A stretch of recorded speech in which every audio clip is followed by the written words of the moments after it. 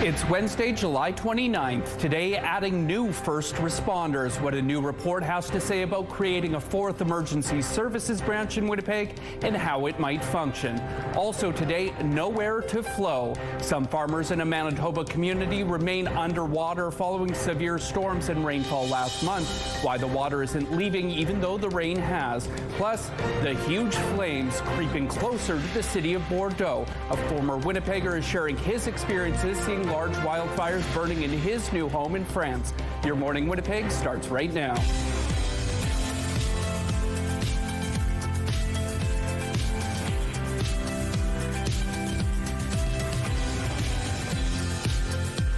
Good morning, I'm Daniel Homerson. She's Catherine Dow. Thank you so much for spending your Wednesday morning with me. I thought it was Thursday, honestly, until about 10 minutes ago. I hate when that happens. Yeah, but we do have a long weekend ahead, and we're inching just a little bit closer to it, folks.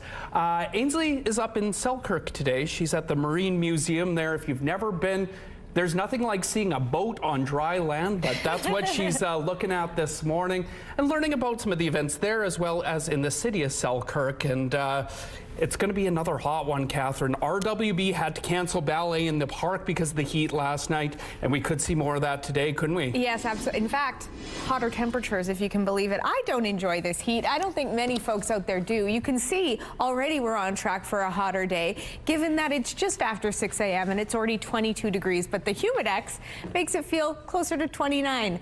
Yes, balmy out there.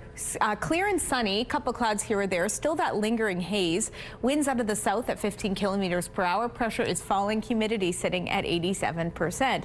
So yes, temperatures once again going to be well above seasonal today, into the low to mid 30s for us here in southern Manitoba. We're also keeping an eye on a good amount of instability. So you see once again that smattering in central Manitoba, upstarts here or there. But really the largest threat is likely coming a little later on this afternoon to western parts of the province and to us overnight in a separate system. I'll show you that in a moment on the Futurecast. Right now, though, our heat warning still very much in effect because, yes, temperatures today will be anywhere from 30 to 35 degrees in southern Manitoba. But with that humidex, it could feel closer to 40 at times. So expect those heat warnings to continue. Meanwhile, our Futurecast gives us a sense of some potential rain coming our way. So you see this system here in that very northerly corner there of Saskatchewan. As the day progresses, it does push further into areas of the northwest, bringing a chance of rain and thunderstorms for you into the afternoon and early evening. And then the tail ends start to drift further to the south. So that's bringing rain, thunderstorm to in areas like Brandon, Neepawa, Dauphin, before it begins to join us there, clipping across overnight into Winnipeg, likely to stick around overnight into tomorrow. And then from there, we do start to see a cool down in terms of our temperatures. 35 degrees to get through first, but then tomorrow with that rainfall, we take a bit of a tumble to 28, but we climb back up into the weekend.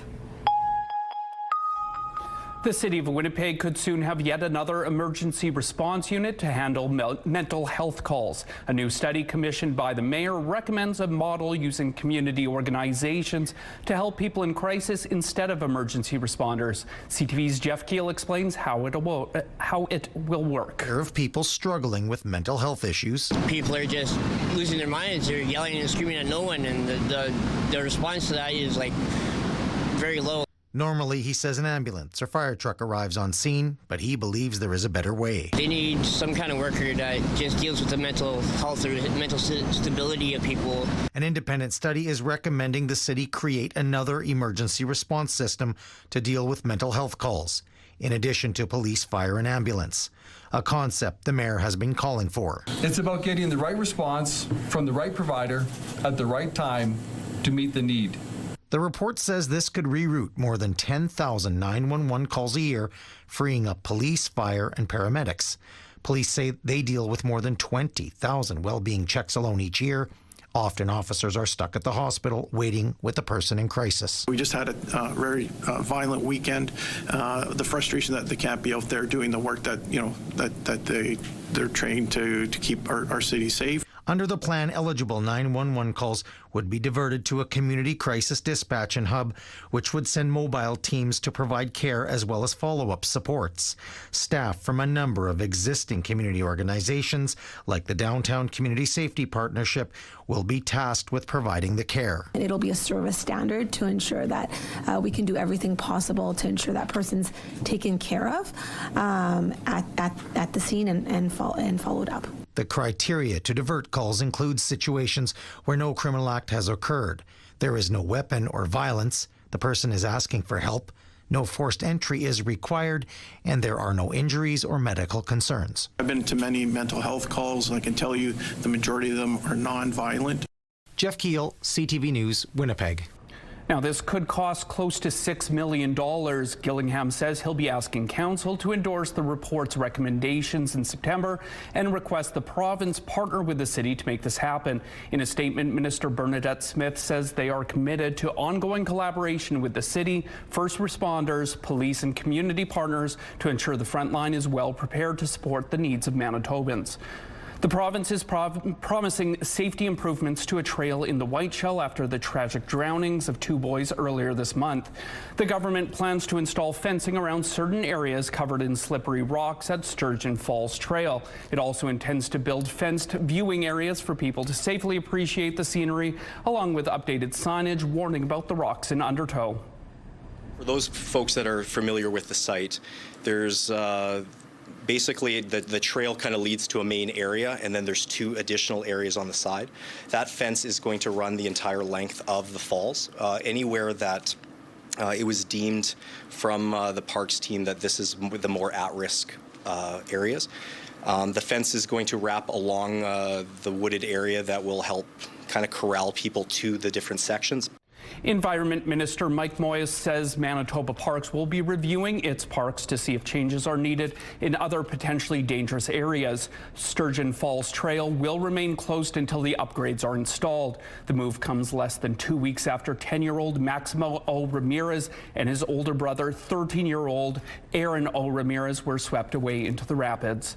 There's more uncertainty this morning over CUSMA. U.S. President Donald Trump says he doesn't care about the trade deal. Mexico and Canada need us. We don't need them. The deal is important for them. It's not important for us. Trump made the comments during a call-in interview on Fox News. It's not the first time U.S. President Donald Trump has taken this tone. In June, he told reporters he wasn't looking to renew the trade deal with Canada and Mexico, but this latest comment has prompted new questions about Canada's ability to get the Americans to make a deal. Canada-U.S. Trade Minister Dominic LeBlanc and the chief trade negotiator are in Washington this week, but it's unclear who they're meeting with. There are just 3 more weeks before U.S. President Trump hits a range of Canadian exports with 50% tariffs. The billionaire CEO of Shopify, one of Canada's richest companies, is facing backlash over comments he made about voting power. On X, Tobias Lutka responded, quote, "Good system," to a post proposing Canadians receive more votes based on how much income tax they pay. The proposal suggested up to 5 votes for the wealthiest making more than $500,000 in income tax annually. What we're seeing is an attitude that has long been held by the wealthy. I mean, they have acted as lobbyists to, get their taxes lowered, to weaken the kind of protections that exist, say, for workers or, healthcare things. They've always done that behind the scenes. Shopify did not respond when CTV News reached out for comment. If you're in Brandon, you'll be swatting fewer mosquitoes quite soon. Overnight fogging starts at 9:30 tonight, weather permitting. Delta Guard 20EW will be used. The city is offering 90-meter buffer zones to those who register by 9 a.m. this morning. For more information, head to brandon.ca. Folks in North Winnipeg will soon see a popular trail grow thanks to a $3 million extension. Ground broke Tuesday afternoon on the 2nd phase of the Northwest Hydro Corridor. A 3-kilometer trail currently runs just west of McPhillips Avenue from Leela Avenue to Selkirk Avenue. The extension will add roughly a kilometer of trail on either end. And it's certainly, you know, when we're out on these pathways, when we're out walking on our streets, we're face to face with our neighbors, we're building community, we're helping our families stay together, and it's a wonderful thing to see these activities happen. The $3 million project also includes new lighting, benches, and offshoot paths. Construction is expected to get underway this summer. And taking a look out on McPhillips right now, traffic's picking up a little bit for this time. If you have any tips to pass along, text them to us at 10400. And from McPhillips Street up to Selkirk is where we find Ainsley McPhail this morning. What are you up to today, Ainsley? Well, I took my boat. This is one of my favorite places in Manitoba. We talk about hidden gems all the time, but truly the Marine Museum has to top the list of your summer bucket list. Coming up at 6:42, we're going to get an overview of the history, how these ships got here, and how you can get on them. That's right, you can get on them, in them, and learn about the history. On Saturday, next Saturday, the 8th, there's going to be a special event in lieu of the fireworks that were supposed to happen on Canada Day because of that weather, on top of the ship. So you can go on top of the ship and get a VIP experience with Selkirk's event. So stay with us, learn how you can eat on the boat, watch fireworks, and so much more. Sounds like a lot of fun. And now up to the rooftop. It's already quite humid out there. How you doing up there, Catherine? You know, it is sticky, which is a strange sensation at just after 6 in the morning, Daniel. But yes, to that effect, the humidex very much going to be a big factor today as our temperatures just continue to climb, soar if anything. 21 degrees currently, but yes, the humidex making it feel closer to 28. I am appreciating the southerly breeze. It's helping to cool us down. Decently clear, still touch hazy. Barometric pressure is falling. Humidity sits at 90%. So let's start off by talking about the heat, because that is top of everyone's mind when it's this oppressive, this punishing, this extreme. How extreme? Well, Winnipeg's high will be 35 degrees.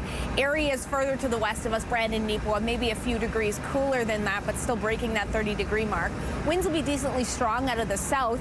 Skies, a mix of sun and cloud. However, over to the southwest, Brandon, Neepawa, Dauphin, Swan River, good chance of rain and thunderstorms late this afternoon.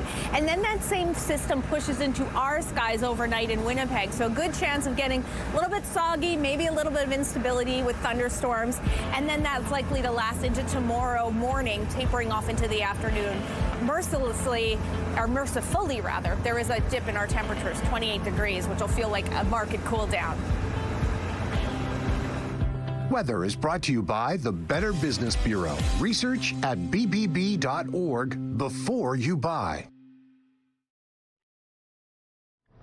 The first supervised drug consumption site in Manitoba has an opening date. The province says the site, located at 366 Henry Avenue, will open August 11th. It'll be open Tuesday through Saturday from 11 a.m. to 6:45 p.m.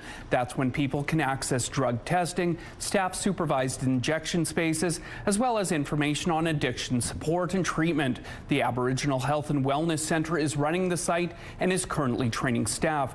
The Henry Avenue site has been criticized by some business owners and residents who are concerned about security and access by minors. The province argues it's needed to address a rise in overdose deaths and reduce the number of people openly using drugs. The lingering effects of extreme storms earlier this summer continue to frustrate farmers just north of Winnipeg. Some St. Andrews producers still have hundreds of acres underwater. CTV's Joseph Bernacki explains why some farmers are asking the RM and the province to step up and help drain the problem. That is cattails under good productive farmland, and there'll probably be more in a couple of weeks here. All St. Andrews farmer Alan Olenek can do is watch how floodwater drowns part of this year's soybean crop. Algae has even formed in the field where more than 100 acres was wiped out from rainfall in mid-June. We had it seeded corner to corner here. There's 180 acres here that was seeded, and as we're standing behind here, I would say about half of it was wiped out here.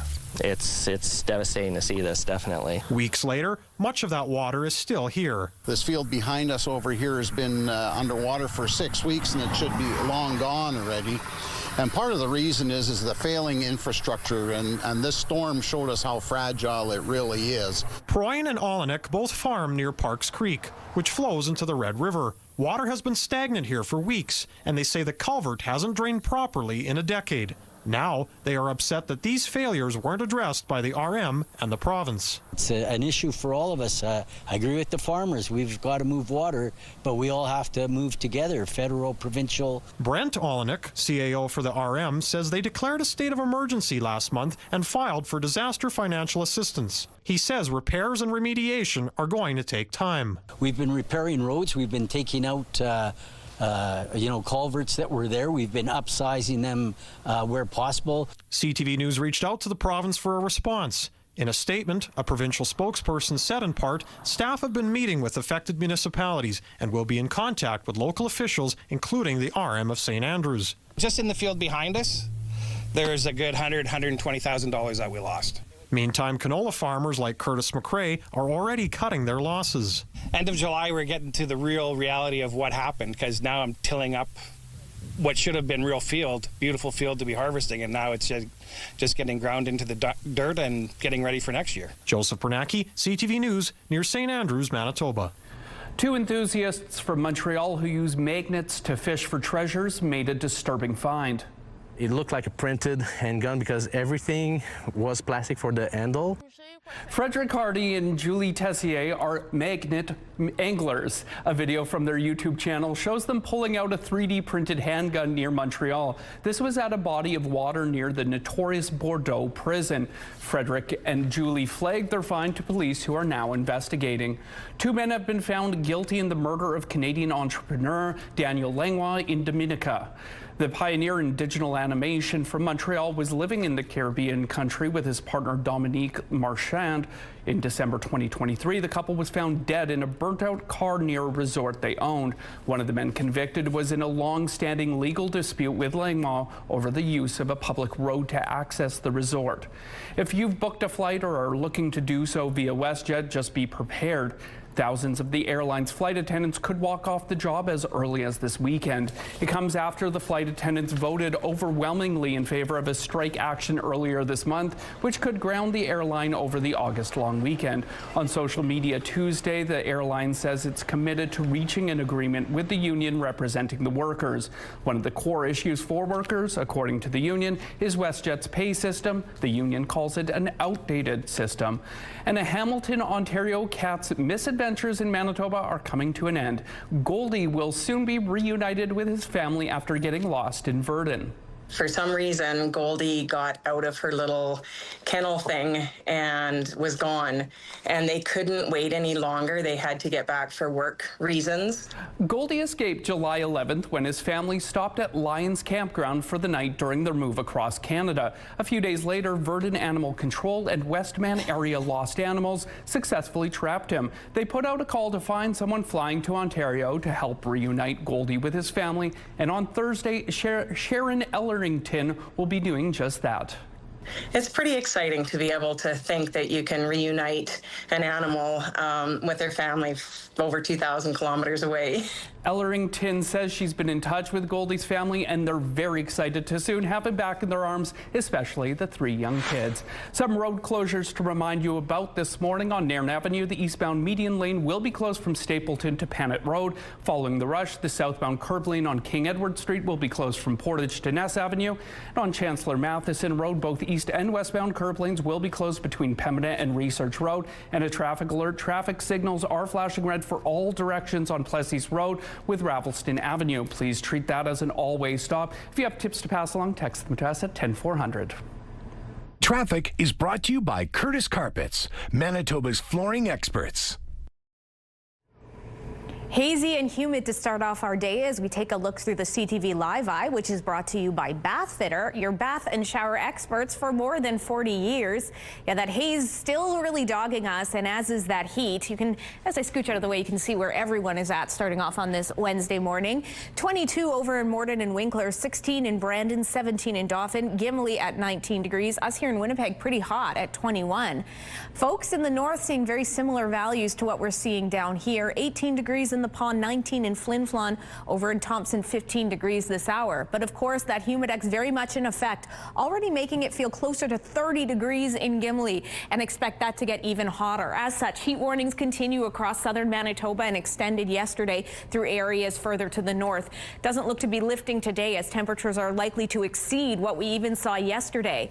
For us here in Winnipeg, just by 8 a.m. we're likely to get to 23 degrees. Skies will stay decently clear, but they start to cloud over into the afternoon, 33 degrees and 34 by that early evening. And we'll get even hotter than that, if you can believe it. 35 degrees likely our high, 26 is seasonal. Needless to say, we haven't been touching that for the last number of days. Then overnight, when temperatures dip to 22, which is very close to a high rather than an overnight low, we do get a good chance of some overnight showers and thunderstorms. That's likely to last into tomorrow morning. Into the afternoon, we could get a mix of sun and cloud, but a happy drop down with our temperatures at 28 degrees. This haze makes for a beautiful sunset, I should say, over in Victoria Beach. Patty Johnston was camera ready to get these avian fellas enjoying the sunset. Thanks for sending that in, and keep your weather pictures coming to Winnipeg Weather at ctv.ca.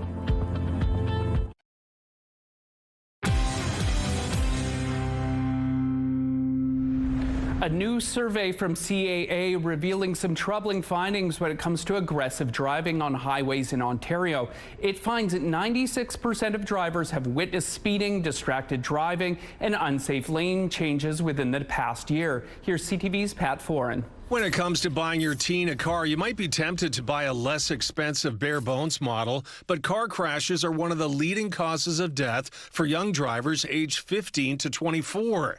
You can't blame parents like Mio Hinkson for worrying.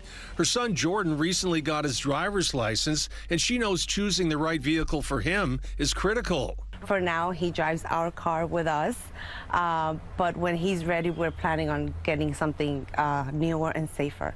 And Consumer Reports agrees. A parent should buy a car with as much safety as their budget allows. Also, a teen driver's first car should not be too small, not too big, and definitely not too fast. CR and the Insurance Institute for Highway Safety analyzed makes and models to find safe, budget-friendly car options.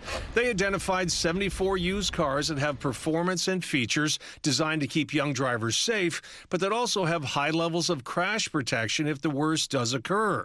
On the list, popular picks like the Honda Civic, Toyota Camry, and Hyundai Tucson. For teen drivers, features like automatic emergency braking, forward collision warning, and blind spot warning can provide them with an extra layer of protection while their experience is still developing.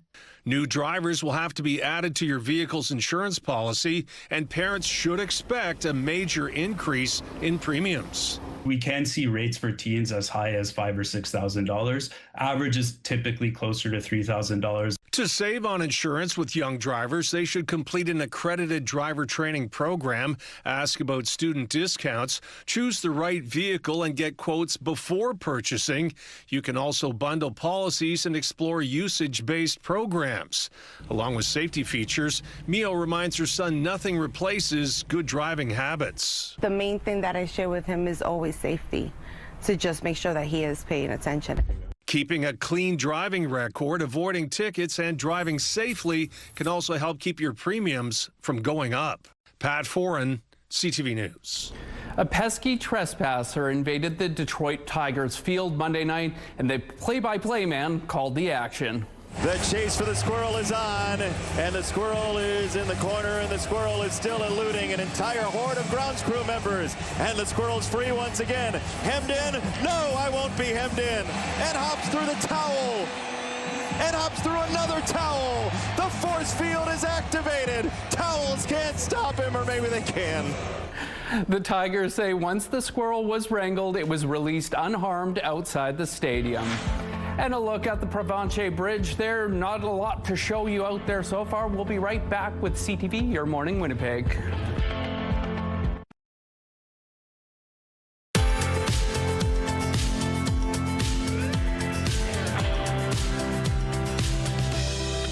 Hazy and humid out there, as has been the case through the week. Look at that orange sunrise, 21 degrees. That humidex, though, making it feel even hotter, more like 28. Winds are light-ish out of the south at 10 kilometers per hour. Pressure's falling, humidity at 90%.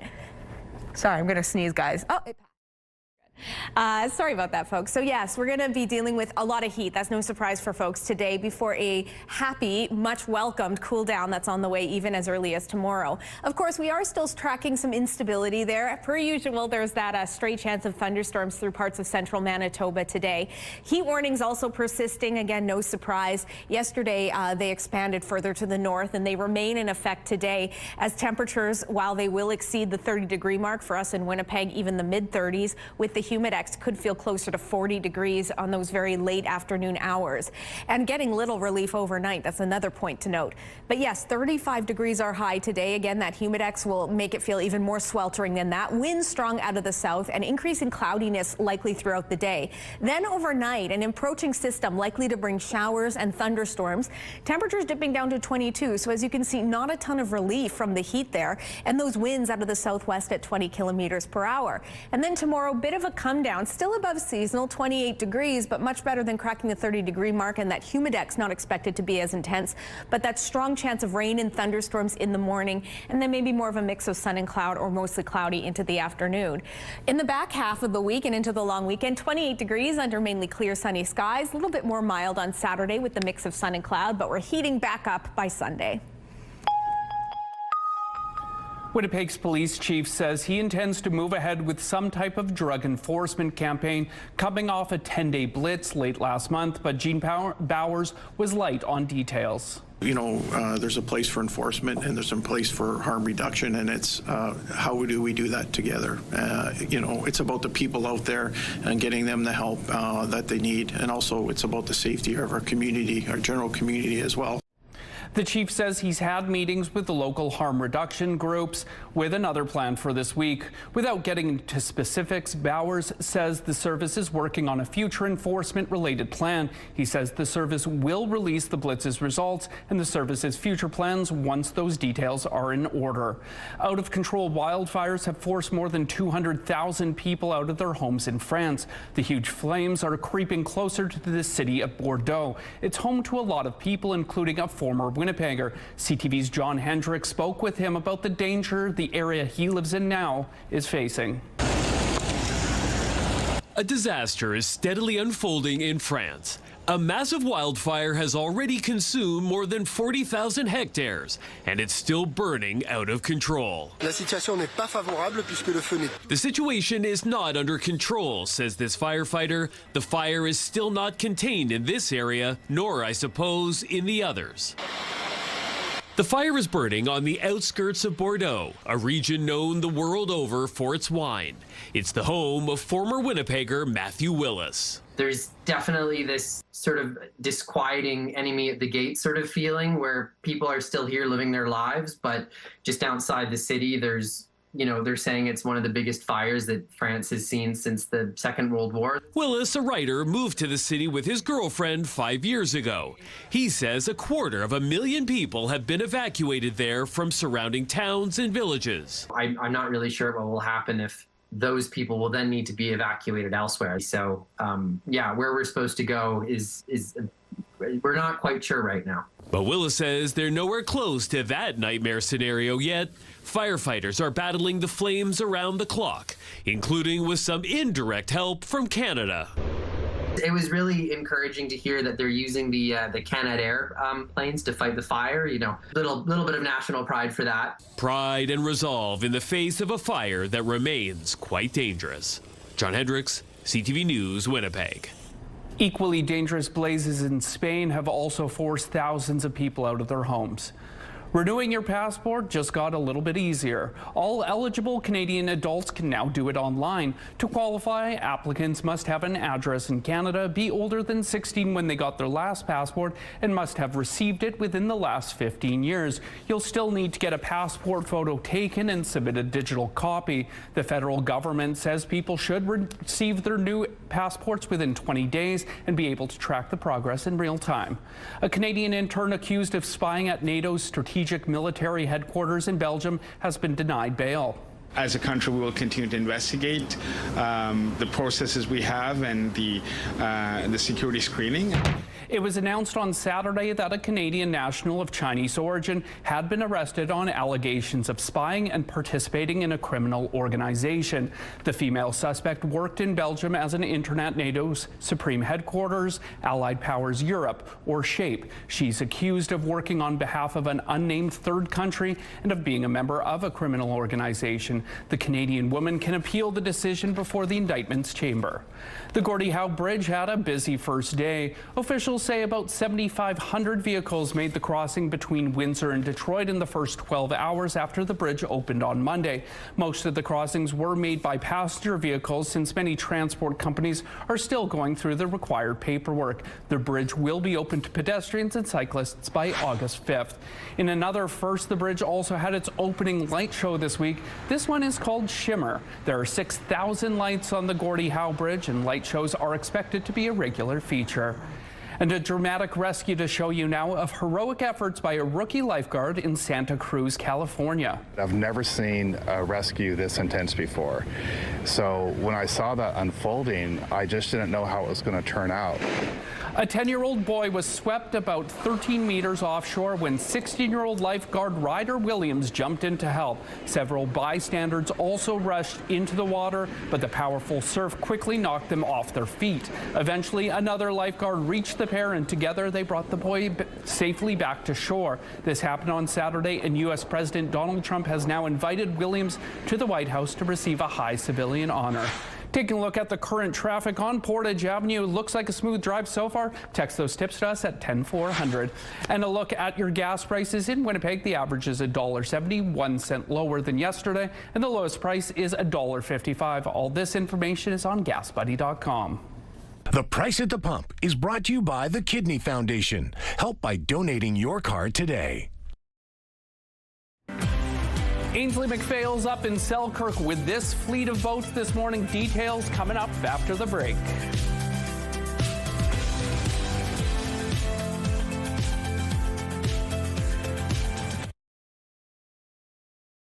Weather is brought to you by Blinds Are Beautiful. Our new Hunter Douglas showroom is at 900 Lorimer. Already feeling the heat out here, even at this early hour. It's 21 degrees, but that humidex definitely kicking in, feeling closer to 28. Couple clouds here or there, but still pretty hazy out here as well. Winds are out of the south, adding a little bit of cool down at 10 kilometers per hour, likely to ramp up throughout the day. Barometric pressure is falling, humidity at 90%. So let's start maybe to the north and work our way down, shall we? Temperatures very hot, not what we want to see with that wildfire fight going on. The northwest has a good chance of some rain and thunderstorm activity into the late afternoon. Before that, a mix of sun and cloud. Temperatures there peaking in the upper 20s to low 30s. The northeast, in and around Thompson Churchill, you'll likely stay dry, clearer skies. Temperatures mercifully, I keep messing that up, a little bit cooler in the mid-20s. For us here in southern Manitoba, we've got two things going on. The southwest, likely to be impacted by rain and thunderstorm this afternoon. Very hot highs in the low 30s. Much the same for us, if not hotter. Winnipeg, a high of 35 degrees, southerly winds at about 20 kilometers per hour with a mix of sun and cloud. And then overnight, we're likely to get a piece of the action too. Rain and thunderstorms likely rolling in and sticking around into tomorrow. Let's head on over to Selkirk and say ahoy to Ainsley McPhail at the Marine Museum.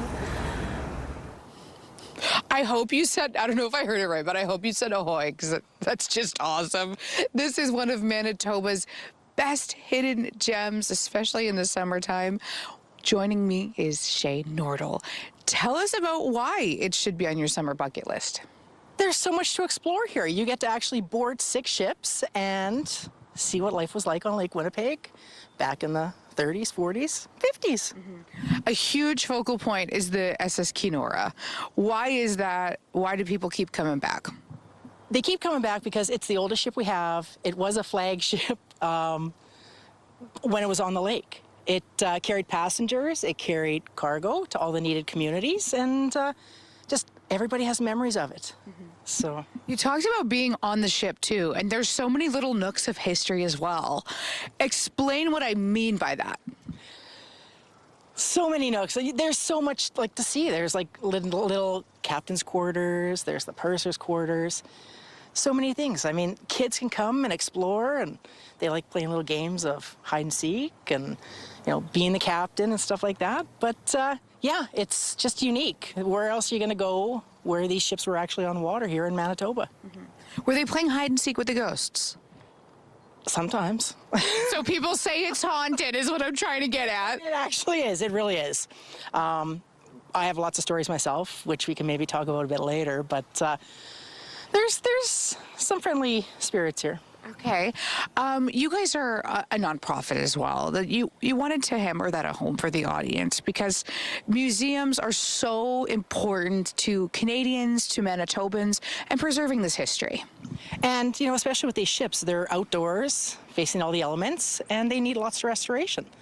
Nonprofit, I mean, we rely on sponsors, all levels of government for funding, all different grants, lots of sponsors. I mean, this year our main platinum sponsor is Fort Distributors, which helps. It helps with restoration and preservation of the museum, and then we're able to keep telling Manitoba's story.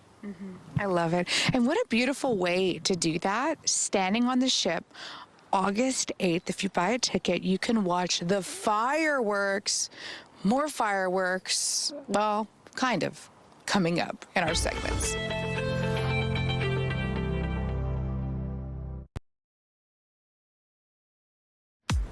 A look at the early markets. The Dow Jones dropped 153 points. The Nasdaq and S&P index had small gains. The loonie is up, set to 70.92 cents U.S. Overseas, the Hang Seng jumped 497 points, and the Nikkei fell 930 points. Manitoba has lifted a wildfire evacuation order for residents of a northern community who've been out of their homes for a month. The Manitoba Emergency Management Organization says the fire situation has improved and residents of OPCN can return. The First Nation, located near South Indian Lake, said 600 members left beginning in late June. Wildfires also cut power to the community, but on Monday, Manitoba Hydro said it's been restored. The province says a nearby 17,000-hectare fire is being held. There are 144 wildfires burning in the province, including one out of control. Manitoba's Child and Family Services financial practices are going under the magnifying glass. It's really important for us, as we are on this path to jurisdiction, to ensure that we have a good line of sight of the fiscal health of the CFS system. Families Minister Nahani Fontaine says an external review has been ordered after seeing the preliminary results of a financial audit. She says since 2023, the province has spent an additional $77 million across the CFS system. The review will probe how agencies spend their money, the impact of 7 years of upfront funding, along with concerns raised by Indigenous leadership and agencies. The review will examine the fiscal health and pressures for the CFS system, as well as the financial management practices within the governance structures which support funding decisions and accountability throughout the system. The results will be used to help make future decisions for CFS. Fontaine hopes to have an independent third party chosen before October and the review's findings made public by the end of 2027. Police are confirming an animal rescue volunteer found dead earlier this month was attacked by dogs. Amanda Nobis was found July 17th in Sandy Bay First Nation. Manitoba First Nations Police Service says a post-mortem exam found her injuries were consistent with a dog attack. The 37-year-old was affiliated with Canine Advocacy Manitoba. Police believe she went alone to pick up puppies from a Sandy Bay home, but the owner wasn't there and two of their dogs attacked her. The dogs have since been put down. Johnson & Johnson says it will pay $5.5 billion U.S. to resolve tens of thousands of lawsuits alleging its baby powder and other talc products cause ovarian cancer. The company said the settlement covers about 69,000 cases. The plaintiffs' law firms confirmed the deal, saying it was a good resolution after a decade-long court battle. The deal must be accepted by 95% of the ovarian cancer claimants in state or federal court before it becomes final. Johnson & Johnson's Vice President president of litigation said the claims were meritless and the company was willing to settle in order to get closure. Turns out many Canadians are fielding fraud attempts on a regular basis. A new poll for TD conducted by Leger found 46% of respondents encounter scams or fraud attempts weekly or even daily. More than half of respondents reported behaviors that could make them more vulnerable, such as using public Wi-Fi or opening email attachments from unknown senders. Almost 90% say they feel confident in their ability to spot fraud. But the bank's vice president of fraud management says that overconfidence could lead to quick decisions or overlooked warning signs. Well, get your sauces ready and maybe a stack of napkins. Today is National Chicken Wing Day. Sauced, dry or breaded, there are a lot of ways to enjoy the classic wing. The most popular sauces to dip a wing in are ranch and blue cheese. And in case you were wondering why wings usually always come with carrots and celery, it's to counterbalance the spice and fat. And yes, this is different than National Chicken Finger Day, which was celebrated on Monday. Some road closures to remind you about this morning. On Nairn Avenue, the eastbound median lane will be closed from Stapleton to Panet Road. Following the rush, the southbound curb lane on King Edward Street will be closed from Portage to Ness Avenue. And on Chancellor Matheson Road, both the east and westbound curb lanes will be closed between Pembina and Research Road. If you have any traffic tips, pass them along. The real question is, though, drums or flats with chicken wings, not your choice of dipping sauce. That is the polarizing topic when it comes to one of my favorite snacks. Alrighty, taking a check-in outside, 21 degrees. With that humidex, though, feeling steamy at 28. A couple clouds here or there, but quite hazy, as you can see. Winds are out of the south at 10 kilometers per hour. Pressure falling, humidity at 90%. Heat warnings abound and continue from the last couple of days for us here in Winnipeg, and they further stretched to the north earlier this week as well. That's because those humidex values, no surprise to you, are going to feel in excess of 35 to even 40 degrees today. Very hot indeed. In fact, most of the province is in store for some very warm temperatures indeed. Even the northeast, this is typically the coolest area of our province, and it still is, but relatively so. These are above seasonal temperatures for you. 29 degrees in Island Lake and Thompson, 26 in Gillam, even Churchill hitting 24 degrees today. To the northwest, a slight chance of rain and thunderstorms into the late afternoon, more likely to impact you overnight.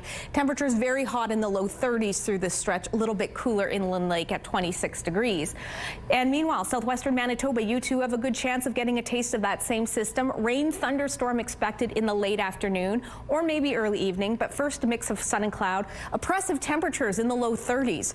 Much the same for us here in Winnipeg and the surrounding Red River Valley, and in certain areas even hotter. 35 degrees expected in many areas, as you can see. Winds will be out of the south at 20 kilometers per hour. Northwestern Ontario, temperatures also cracking 30 degrees, a 40% chance of rain and thunderstorms throughout the day. For us here, temperatures barely dipping to 22. That's when we're likely to get the showers, maybe some thunderstorm activity, and that lasts into tomorrow morning as temperatures take a bit of a dip. A happy one at that at 28 degrees. Well, let's check in now on Bo and Gabby over at Bounds 99.9. How you guys doing this morning? Oh, we're getting ready for a steamy day, and we're celebrating Chicken Wing Day. Oh, yeah. Now, I like the dry rub. I don't like to get too messy, so give me lemon pepper with a little ranch dressing on the side. Whereas you, Gabby... I'm not a dry rub kind of girl. I like a saucy wing. I say the more sauce, the better. Big fan of hot buffalo mixed with honey garlic. Super yummy. Danny, what do you like when it comes to chicken wings? I like a buffalo, whether that's drums or flats. Buffalo ranch, extra veggies on the side. Though like a teriyaki is quite good. Sometimes mix it up a little bit. So all over the map on Chicken Wing Day. Well, we should go for lunch. Are we busy today? Let's go. I've got time. I was telling Bo I need to... You've got time. I need to get an oil change, but we can get wings to go and sit in the vehicle and eat them all together at Super Loop. It'll be a blast. Great. We're trying out this new thing where we're learning new slang, Danny. We're trying to keep up. A lot of it comes from Gen Zers, I suspect. But we're trying out a new slang term in a sentence once a week and building our vernacular. So today's slang is the term Gucci, which kind of means something cool, something awesome, something totally all right. So why don't you try it out in a sentence, Bo? Oh boy. Okay. When I'm floating in my lounger in the pool on a 35-degree day, oh, I feel Gucci.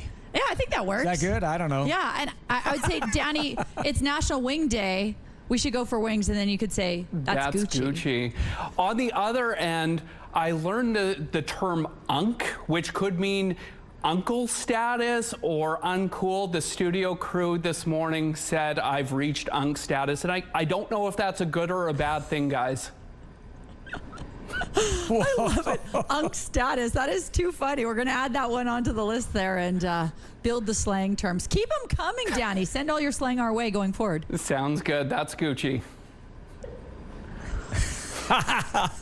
A baby giraffe was recently brought into the world early in a very complex procedure. ABC's Danny New on the delivery that was delicate but successful. This is the face of what some are calling a scientific first, and also a miracle. I am worried that no one's going to pay attention to either one of us during this interview. It's highly likely.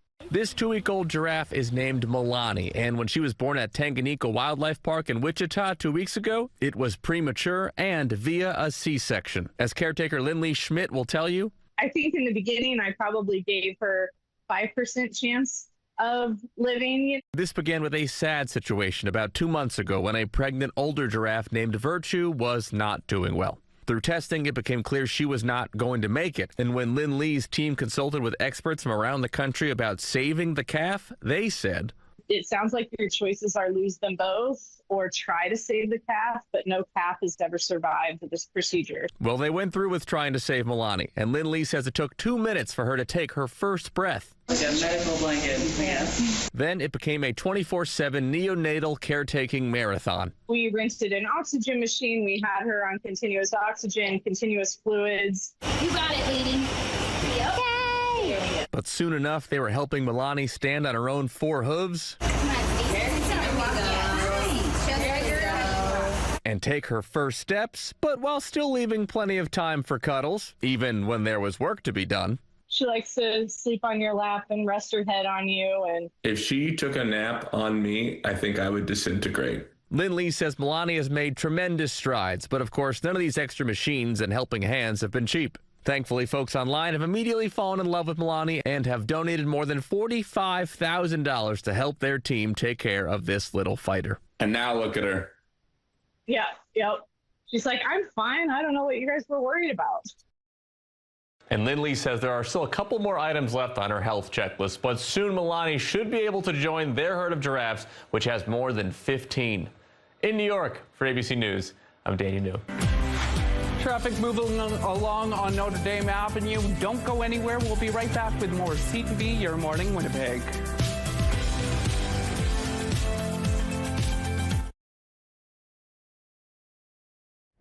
It's Wednesday, July 29th. Today, crisis response, how a new mental health response team could take thousands of calls away from 911.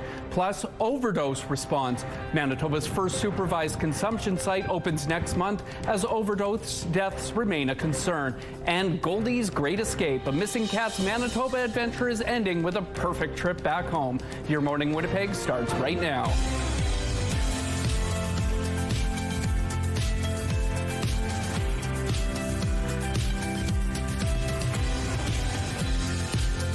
Good morning. I'm Daniel Homerson, joined by Catherine Dowa, of course. Happy Wednesday, folks. We're halfway through this week. Ainsley is up in Selkirk today, surrounded by boats. She's not on the water, though. She's on land. She's at the Marine Museum of Manitoba, learning about some of the upcoming events happening there. I've never been. What a hidden gem. I'm looking around thinking, where have I been all these years? I've been in Manitoba my whole life. So. Reenacting Titanic scenes. Oh, yes. All those missed opportunities. There you go. Iceberg straight ahead would be welcome news for folks here in southern Manitoba. We are in the midst of a heat wave. Yeah, maybe just some ice in your drink, ice on your neck, anything to cool you down, AC cranked, because yes, it's going to be another scorcher, folks. In fact, hotter than what we saw yesterday, and I found yesterday about enough. Very, very uncomfortable indeed. 21 degrees currently. The humidex already in effect, making it feel more sweltering at 28 degrees. Hazy to kick off our day. A couple clouds here or there. Winds out of the south at 10 kilometers per hour. The barometric pressure is falling. The humidity sitting at 90%. So yes, not a lot lot to show you on our radar, with the exception, as always, there's always seems to be that stray little system impacting central parts of the province. But for the most part, we're starting off clear, if not hazy, and maybe a bit foggy too, depending on where you're at. I saw some more fog patches pretty dense in Portage La Prairie. Meanwhile, the heat warnings persisting as today is shaping up to be even hotter than yesterday, with the humidex going to feel upwards of 40 degrees at times, and a cool down. Very welcome news, and is on the way along with some moisture. You can see here the system here tracking very northerly parts of Saskatchewan, likely to push into the northwest or into the late afternoon or early evening, and then maybe its tail end migrating to the southwest there. So Brandon, Neepawa, Dauphin, those storms could be coming your way late afternoon or early evening. And then for us, it clips through us pretty quickly as well. So overnight, we're looking at some moisture and thunderstorm activity in Winnipeg, not only into the evening, but as you can see, kicking the day off with some rain and thunderstorms, while we start to clear off by kind of noon hour through much of the province. Along with that system comes a bit of a cool down, as mentioned. But first, we got to get through today. 35 degrees, that humidex, though, making it feel more like 40 in those very late afternoon hours. And then tomorrow, if we can call 28 degrees a cool down, that's still above seasonal, but alongside the rain, it'll feel like a welcome change. Your weather art of the day drawn by 6-year-old Emmy. Just a gorgeous shot there of the bumblebees enjoying the flowers. Thanks so much for sending that in. And if you've got any weather art to share by your children, you can submit them on our website, ctvnewswinnipeg.ca. There you got to fill out the form. Your art can be shown on Your Morning Winnipeg, but it's also going to enter you into our monthly contest for a chance to win a $100 gift card from Crockadoodle on Kenaston and Regent. The weather art of the day is brought to you by Crockadoodle Paint Your Own Pottery, now open on Regent and Kenaston. The city of Winnipeg could soon have yet another emergency response unit to handle mental health calls. A new study commissioned by the mayor recommends a model using community organizations to help people in crisis instead of emergency responders. CTV's Jeff Keel explains how it will work. Justin Mannix sees his share of people struggling with mental health issues. People are just losing their minds. They're yelling and screaming at no one, and the response to that is like very low. Normally, he says an ambulance or fire truck arrives on scene, but he believes there is a better way. They need some kind of worker that just deals with the mental health or mental stability of people. An independent study is recommending the city create another emergency response system to deal with mental health calls, in addition to police, fire, and ambulance. A concept the mayor has been calling for. It's about getting the right response from the right provider at the right time to meet the need. The report says this could reroute more than 10,000 911 calls a year, freeing up police, fire, and paramedics. Police say they deal with more than 20,000 well-being checks alone each year. Often officers are stuck at the hospital waiting with a person in crisis. We just had a very violent weekend. The frustration that they can't be out there doing the work that, they're trained to keep our city safe. Under the plan, eligible 911 calls would be diverted to a community crisis dispatch and hub, which would send mobile teams to provide care as well as follow-up supports.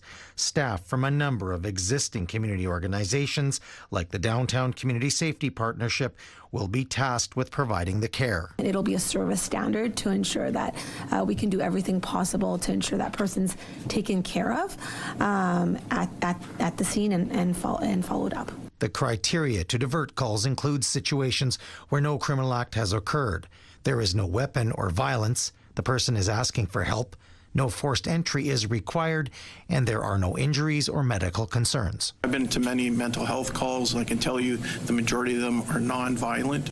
Jeff Keel, CTV News, Winnipeg. This could cost close to $6 million. Gillingham says he'll be asking council to endorse the report's recommendations in September and request the province partner with the city to make this happen. In a statement, Minister Bernadette Smith says they're committed to ongoing collaboration with the city, first responders, police, and community partners to ensure the frontline is well prepared to support the needs of Manitobans. The province is promising safety improvements to a trail in the Whiteshell after the tragic drownings of 2 boys earlier this month. The government plans to install fencing around certain areas covered in slippery rocks at Sturgeon Falls Trail. It also intends to build fenced viewing areas for people to safely appreciate the scenery, along with updated signage warning about the rocks and undertow. For those folks that are familiar with the site, there's basically the trail kind of leads to a main area, and then there's 2 additional areas on the side. That fence is going to run the entire length of the falls. Anywhere that it was deemed from the parks team that this is the more at-risk areas. The fence is going to wrap along the wooded area that will help kind of corral people to the different sections. Environment Minister Mike Moyes says Manitoba Parks will be reviewing its parks to see if changes are needed in other potentially dangerous areas. Sturgeon Falls Trail will remain closed until the upgrades are installed. The move comes less than 2 weeks after 10-year-old Maximo O. Ramirez and his older brother, 13-year-old Aaron O. Ramirez, were swept away into the rapids. Police in Ontario are revealing the details on the largest human trafficking case in their force's history. Human trafficking is one of the most serious and disturbing crimes we investigate. It exploits vulnerable individuals for profit, fuels organized crime, and leaves lasting physical and psychological harm on victims. Halton Regional Police say a woman who was victimized by an alleged criminal network helped them make the bus, which launched a 10-month sexual exploitation investigation. Police say there is evidence that victims were trafficked in BC, Alberta, and Ontario. Police also seized luxury cars, 2 Sea-Doos, high-end jewelry, and $30,000 in Canadian and U.S. currency as part of their investigation. 9 people have been arrested and are now facing a combined 85 criminal offenses. 12 victims have been identified, but police believe there may be more. Some FedEx workers who were curious about a customer's package got quite the fright when they got to see what was inside. That leaping lizard was a very lively iguana who gave the FedEx workers a scare after being released from the cold shipping container. The owner of the iguana, who he named Titan, says he expected it to be sleeping after being shipped overnight. The workers were eventually able to corner and wrangle him, and Titan made it to his new home. Taking a look at the current traffic situation, starting to pick up there on the Norwood Bridge. Text any tips to us at 10400. SK Hynix reporting disappointing, albeit record, second quarter earnings results on Wednesday, extending a wild ride for memory chip makers as investors try to figure out when a severe supply shortage will end. SK Hynix's American depository receipts were flat ahead of Wednesday's opening bell, having dropped 9% the previous session. The company's South Korean shares closed down 9.6%. At one point, they were down by 20%. And rival Samsung dropped 5.2%, and the flagship Kospi Composite fell 6%. Hudbay Minerals reported adjusted earnings per share and adjusted EBITDA for the second quarter that beat the average analyst estimate, but gold, copper, and zinc production missed estimates. Its forecast for gold and copper, though, is unchanged. And Toby Lutke, the CEO of one of Canada's largest tech companies, is facing criticism after he appeared to endorse the idea of giving the wealthy more voting power than others. Eric Thor, a former TD Bank executive, proposed on X a system in which people who pay no income tax would receive no votes, while those paying $500,000 US or more in income tax annually would receive up to 5 votes. Lutke responded, "Good system." Those are your morning business headlines. For B&M Bloomberg, I'm Roger Peterson. CTV's Ainsley McPhail is live this morning up in Selkirk, and she's up on a boat as we speak at the Marine Museum of Manitoba. When you go to a place like Selkirk, or a place like Manitoba even, I'll be super broad, you don't expect to see ships like this, but over 100 years ago, the SS Kenora would have been sailing along the Red River, along Lake of the Woods, and now it's here alongside nearly half a dozen other ships and lighthouses as well. You can get on the ships and look at this view for the fireworks coming up on August 8th. This is in lieu of the Canada Day fireworks that were supposed to happen but did not because of the rain. So fingers crossed for the weather in Selkirk coming up on this Saturday. And 45 people are able to get this view for that VIP seating. So if you're going to get the tickets, you might as well do it now. More coming up at 7:27. Thanks, Ainsley. And from the top deck of a ship to the rooftop of downtown Winnipeg, Catherine, how's that humidity? It's feeling pretty balmy out here, Daniel. I got to say, the MS Kenora, I'm no stranger to. The current one, I went to camp on multiple times. It was not a great experience because I didn't want to go to camp, but the boat ride was lovely. So that's a precious memory there. Not a precious memory is me sweating by 7 a.m. It's so hot already. 21 degrees with that humidex. Already feels like 29. A couple clouds, pretty hazy out here still. Winds out of the south at 12 kilometers per hour. Pressure falling, humidity at 90%. So yes, much of the province is in store for a sunny day. Clear clear skies to kick us off, and then increasing cloud into the afternoon. Meanwhile, while it's currently misting in and around Brandon, Nipawin, Dauphin, even as far to the north as the Pas, you're likely to stay dry through much of the morning, and then rain and thunderstorms are possible into the perchance early afternoon, maybe even early evening. Temperatures throughout the province very hot in the low 30s for us here in southern Manitoba and the northwest as well. Really, the cooler areas are in the northeast, and they're just maybe a few degrees below that in the upper 20s. Still very, very hot. For us here in Winnipeg and the surrounding Red River Valley, we're likely to get a taste of that same soggy system overnight. Rain and thunderstorms likely moving in and sticking around into tomorrow. And that's when we get a bit of a dip in our temperatures, 28 degrees, but it'll feel like a real difference with those humidex values not quite as extreme. Weather is brought to you by ABC Fire and Safety, your CO2 refill store. It's time now for our question of the day. Today is National Chicken Wing Day, so we want to know, what's your favorite chicken wing flavor? You can text your answers to us at 10400. Make sure to follow the automated instructions so we can feature your response, and don't forget to include your name. Question of the day, brought to you by Provivo, Manitoba's #1 cool sculpting clinic. Science-backed body contouring. At Your Morning Winnipeg, we're all about celebrating your amazing pets, furry, feathered, or scaly. Your Pet of the Week submissions have been amazing, and we want to see even more. Whether it's dogs, cats, birds, or any other pet pals, send them our way. Drop your pet photos and a fun little story about them to petoftheweek@ctv.ca, and catch us every Thursday to find out if your pet is our Pet of the Week on Your Morning Winnipeg. And traffic out on Taché this morning. Hot out there, and it's going to get hotter. We'll be right back with more Your Morning Winnipeg.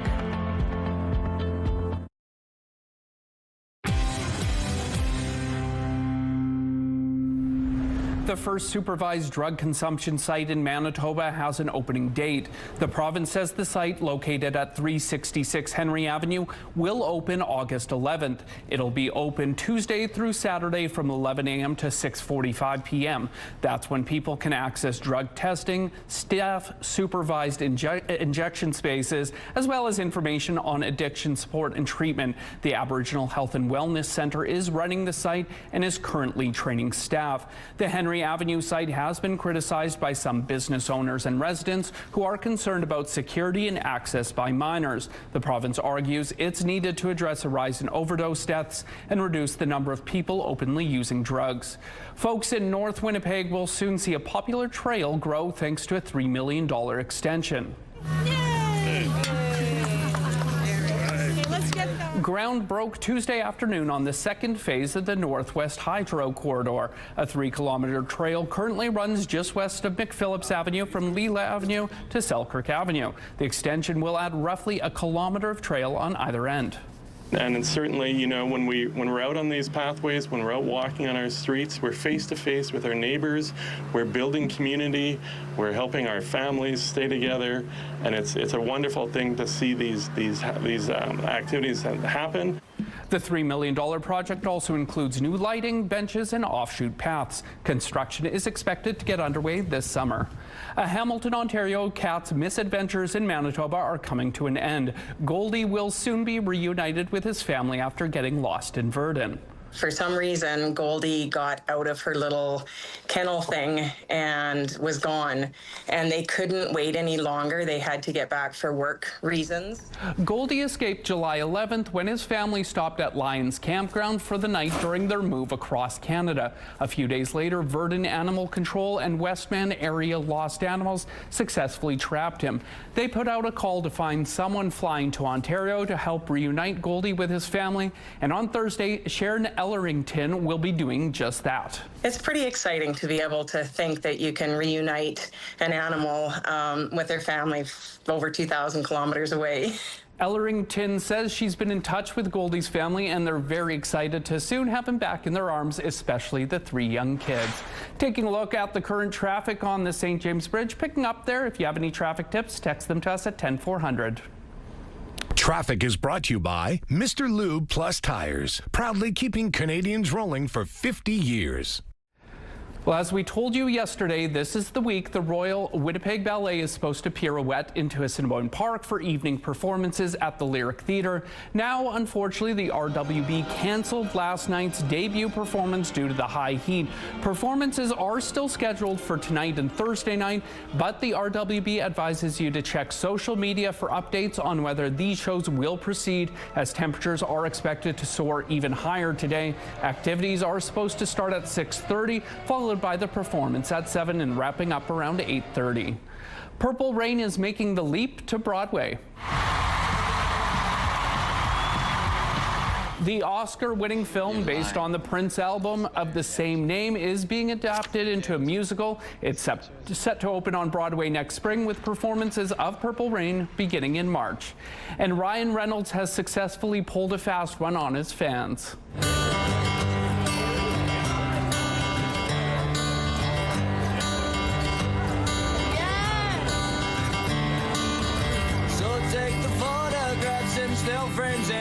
This was at the San Diego Comic-Con, and Reynolds, dressed up as what he calls Gene Pool, interacted with fans who had no idea it was him. This was before he showed up in disguise, surprising Marvel's Comic-Con panel. He posted this video to Instagram with the caption, "I felt so lucky to be on the floor with everyone. No handlers, no security, no ropes. What a gift." And kick off your primetime lineup with MasterChef at 7, The Rainmaker is at 8, and The Borderline wraps it up at 9. It's all right here tonight on CTV. Would you recognize Ryan Reynolds in a Deadpool suit? Maybe. I mean, there are not many people, not to objectify him, but are in like superhero shape. So yeah, maybe, hard to say. And how many people are spending that much money on a denim Deadpool suit? Well, at Comic-Con, Daniel, they are rabid fans. That's true. So, That's you know, true. comic fans are known to go hard. Cosplayers, they spend some cash and it looks amazing. So yeah, maybe I would, maybe I wouldn't. Who's to say? It looks a little bit hazy out there to kick off our day, folks, as we take a look through the CTV Live Eye, which is brought to you by Bath Fitter, your bath and shower experts for more than 40 years. Hazy and humid, that's been kind of our theme for our starts to our days here in southern Manitoba through this week. As I move out of the way, you can see, though, we're even off to a warmer start than we have through this already very warm week. 22 degrees in Morden and Winkler, 19 in Sprague. Over in the Wheat City, 16 degrees, 17 in the Parkland and Dauphin, 16 in Swan River. To the north we go, where temperatures are also very, very balmy. 19 in the Paw, 20 in Flin Flon. Churchill staying slightly mild at 13 degrees. We do still have that humidex to take a look out for because it's going to be feeling unseasonably warm. Currently, it's already feeling closer to 30 degrees in many parts of the south. And as such, heat warnings very much still in effect, likely to stay that way at least into tomorrow, because temperatures are expected to get even higher throughout the day than they even did yesterday, which was already very hot. On that note, I mean 23 degrees as we kick off the day. Clear sunny skies. 1 or 2 clouds start to build. That haze likely to kick off. 33 degrees, having trouble with my words. And then by early evening, we're at 34 with that mix of sun and cloud. From there, though, we have a good chance of getting some rain and thunderstorm activity. Temperatures not losing a lot of heat overnight. 22 degrees, that's closer to a daytime high of this time of year, which is 26. But then tomorrow we get a bit of a cool down with that rain and thunderstorm likely to continue, a high of 28. Patty snapped this gorgeous shot of those pelicans enjoying the sunset in Victoria Beach, a hazy sunset at that. If you've got any weather pictures to share with birds, otherwise, we'd love to see them. Be sure to email them to winnipegweather@ctv.ca.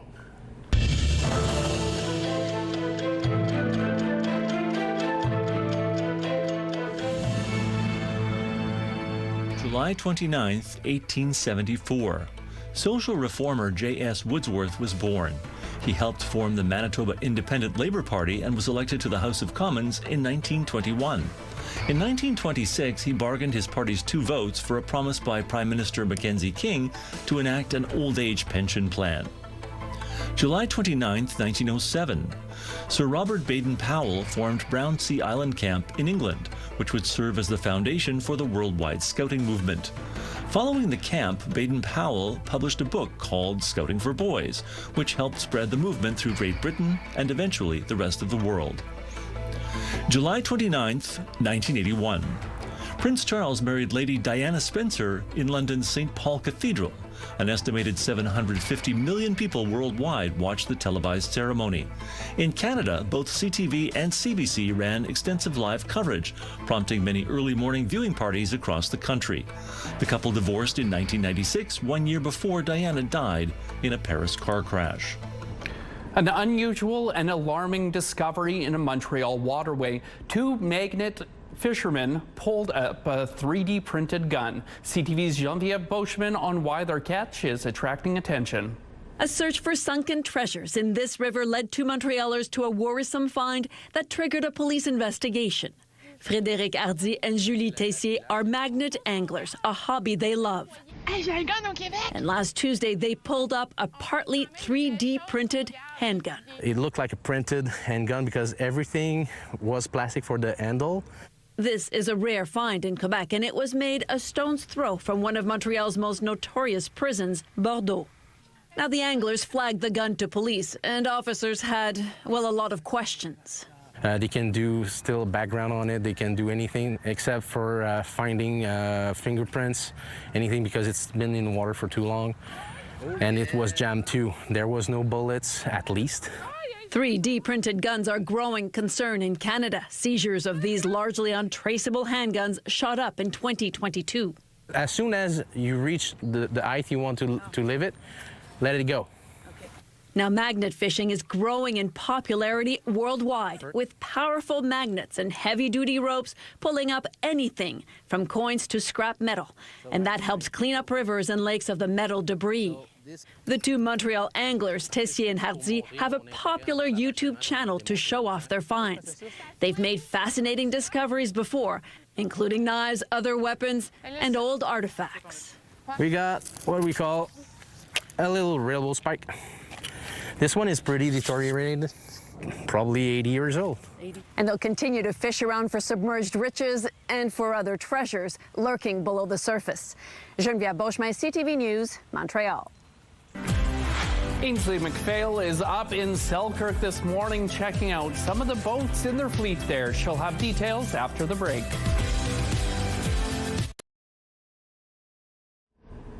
CTV's Ainsley McPhail is live this morning in Selkirk at the Marine Museum of Manitoba, a hidden gem in the province.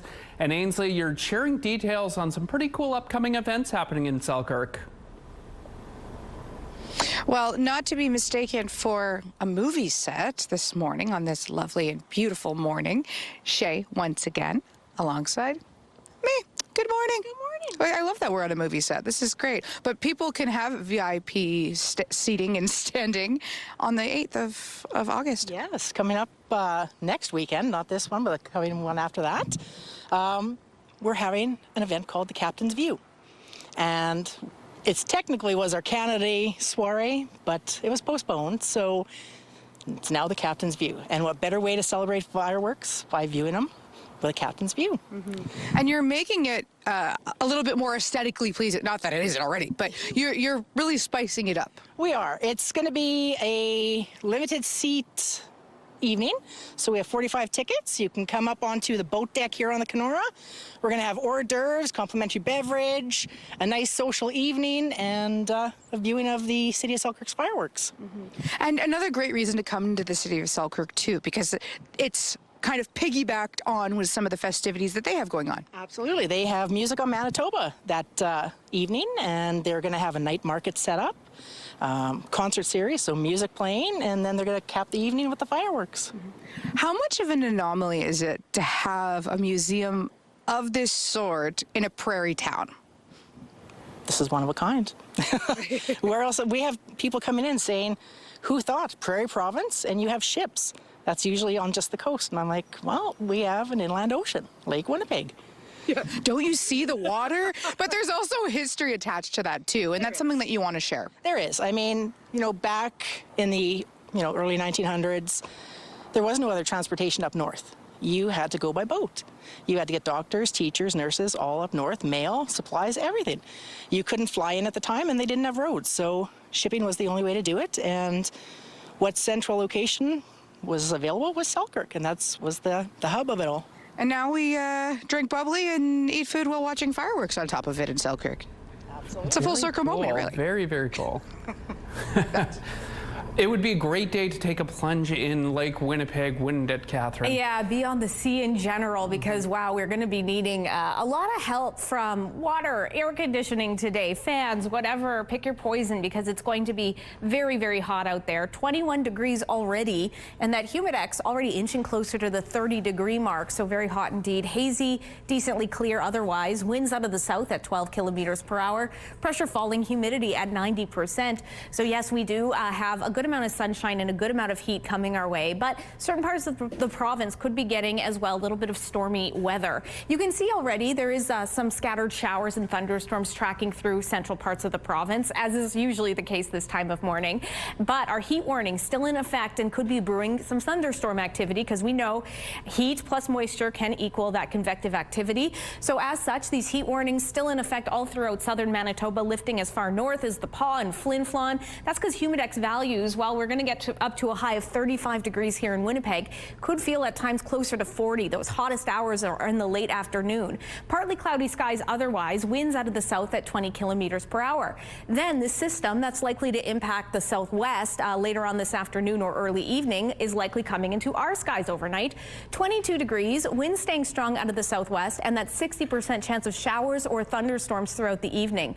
Likely to last into the morning and then potentially tapering off in the early afternoon, leaving behind either mostly cloudy or a mix of sun and clouds. A high of 28, so a bit of a dip with our temperatures. That's the good news.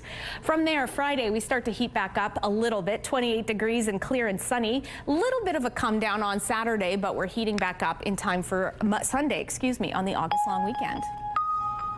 Water everywhere, and it's in no hurry to leave as the lingering effects of summer storms continue to plague farmers. Some say heavy rain aside, better drainage would make a crucial difference. This field behind us over here has been underwater for 6 weeks, and it should be long gone already.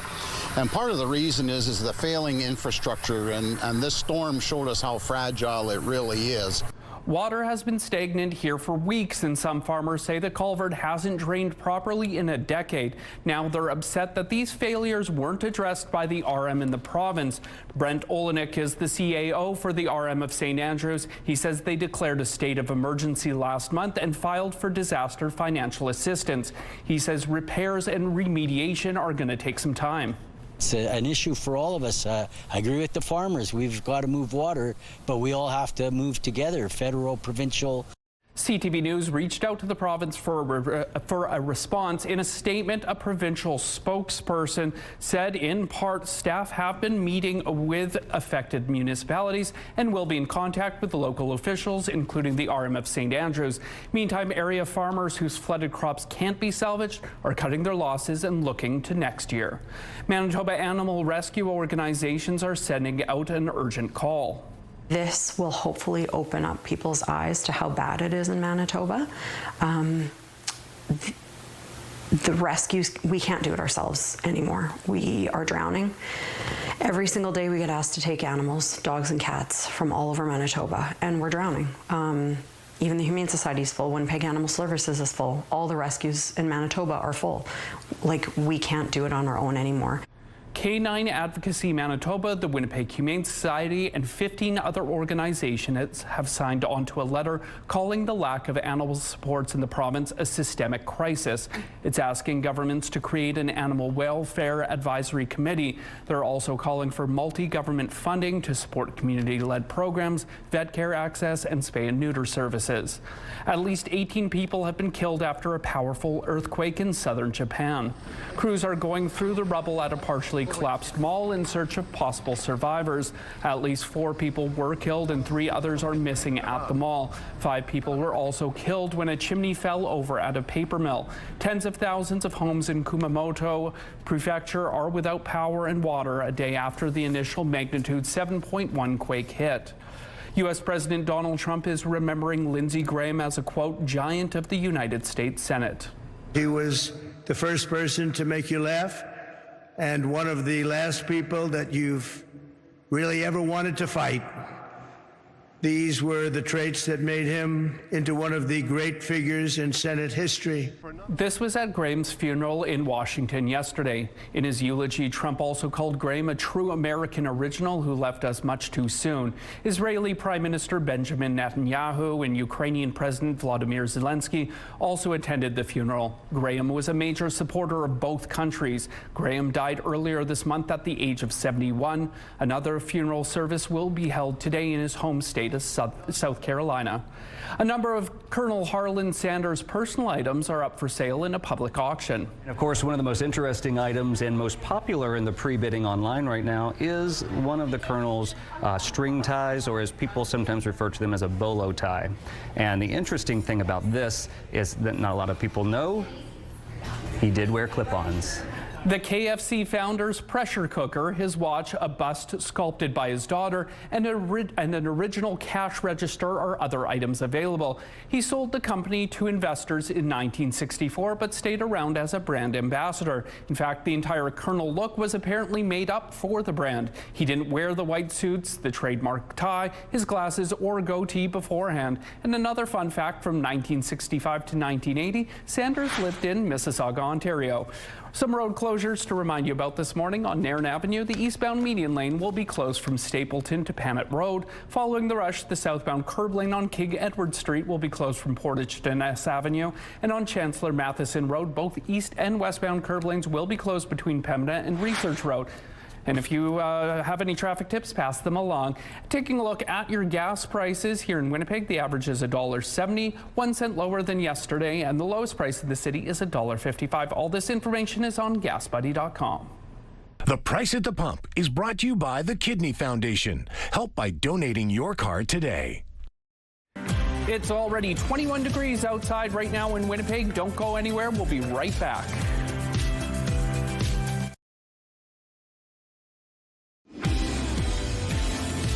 It's hazy and hot out there, no surprise. 21 degrees, and with that humidex feeling closer to 29.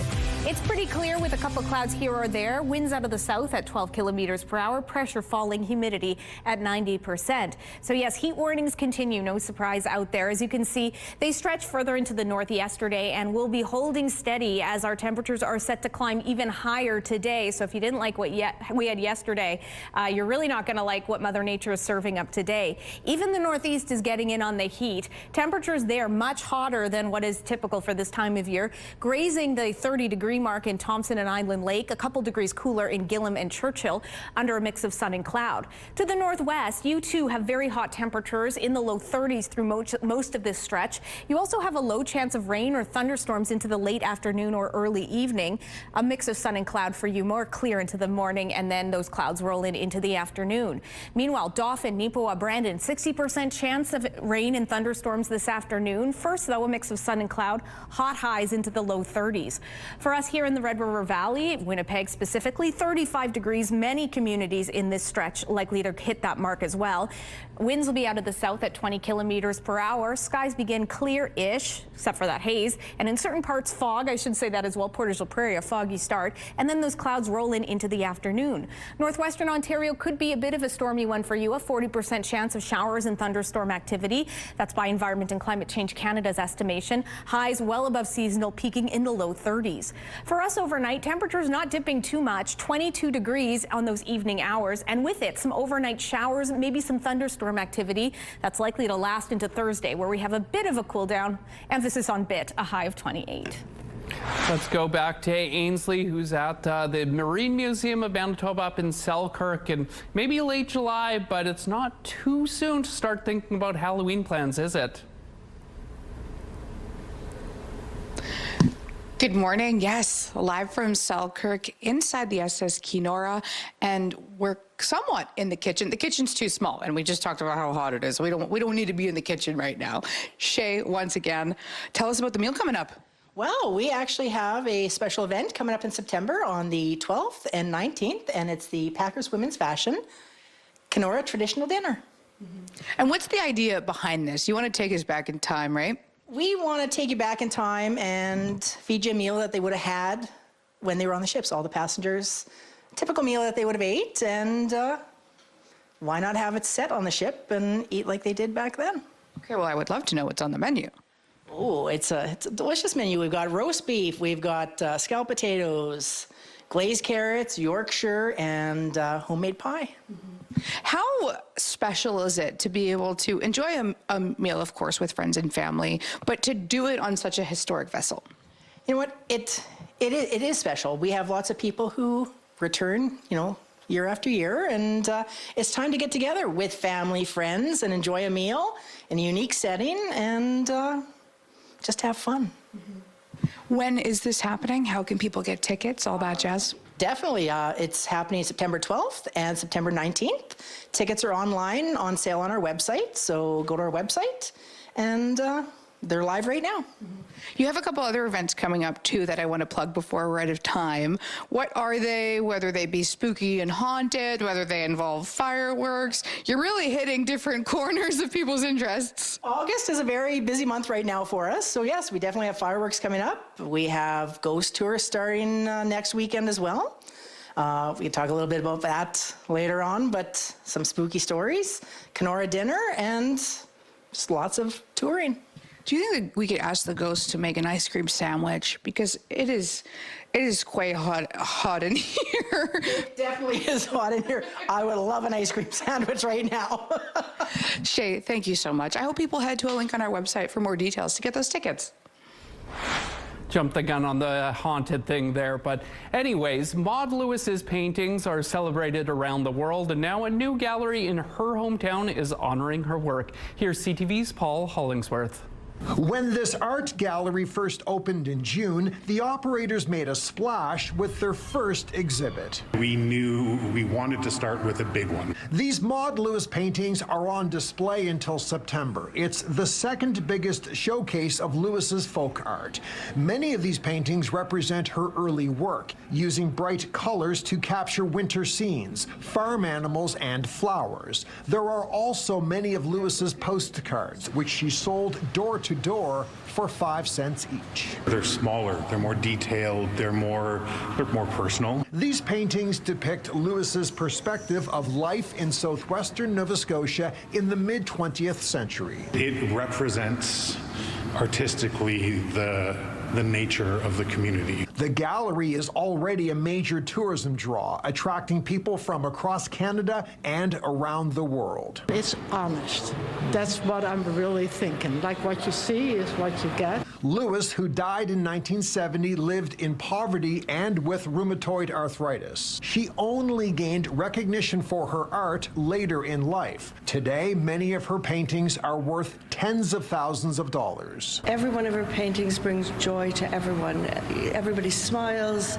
They speak to all audiences, young and old. These 74 pieces of art offer a celebration of the life and legacy of Maud Lewis and her importance to this community. Lewis was born in the Yarmouth area and later moved to a tiny house in Marshalltown, Nova Scotia. That's why the exhibit is called Maud Comes Home. Maud's Coming Home. A fitting location to celebrate the world-famous paintings of Maud Lewis. Paul Hollingsworth, CTV News, Yarmouth, Nova Scotia. The finalists for the International Pet Photography Awards are in. This first one is rightfully called Catitude. That looks like my hawk at home. The awards include a number of dogs, horses, and other animals across a dozen categories. An international panel of specialist photographers has chosen the finalists from more than 4,200 entries from 48 countries. The category winners and the Pet Photographer of the Year will be announced during a ceremony on August 1st.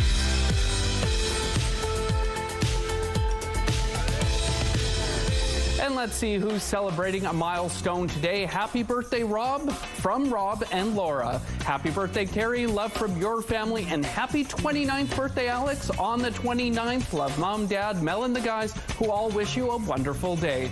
To submit your milestone, visit our website, ctvnewswinnipeg.ca, and fill out the form at least 2 days in advance.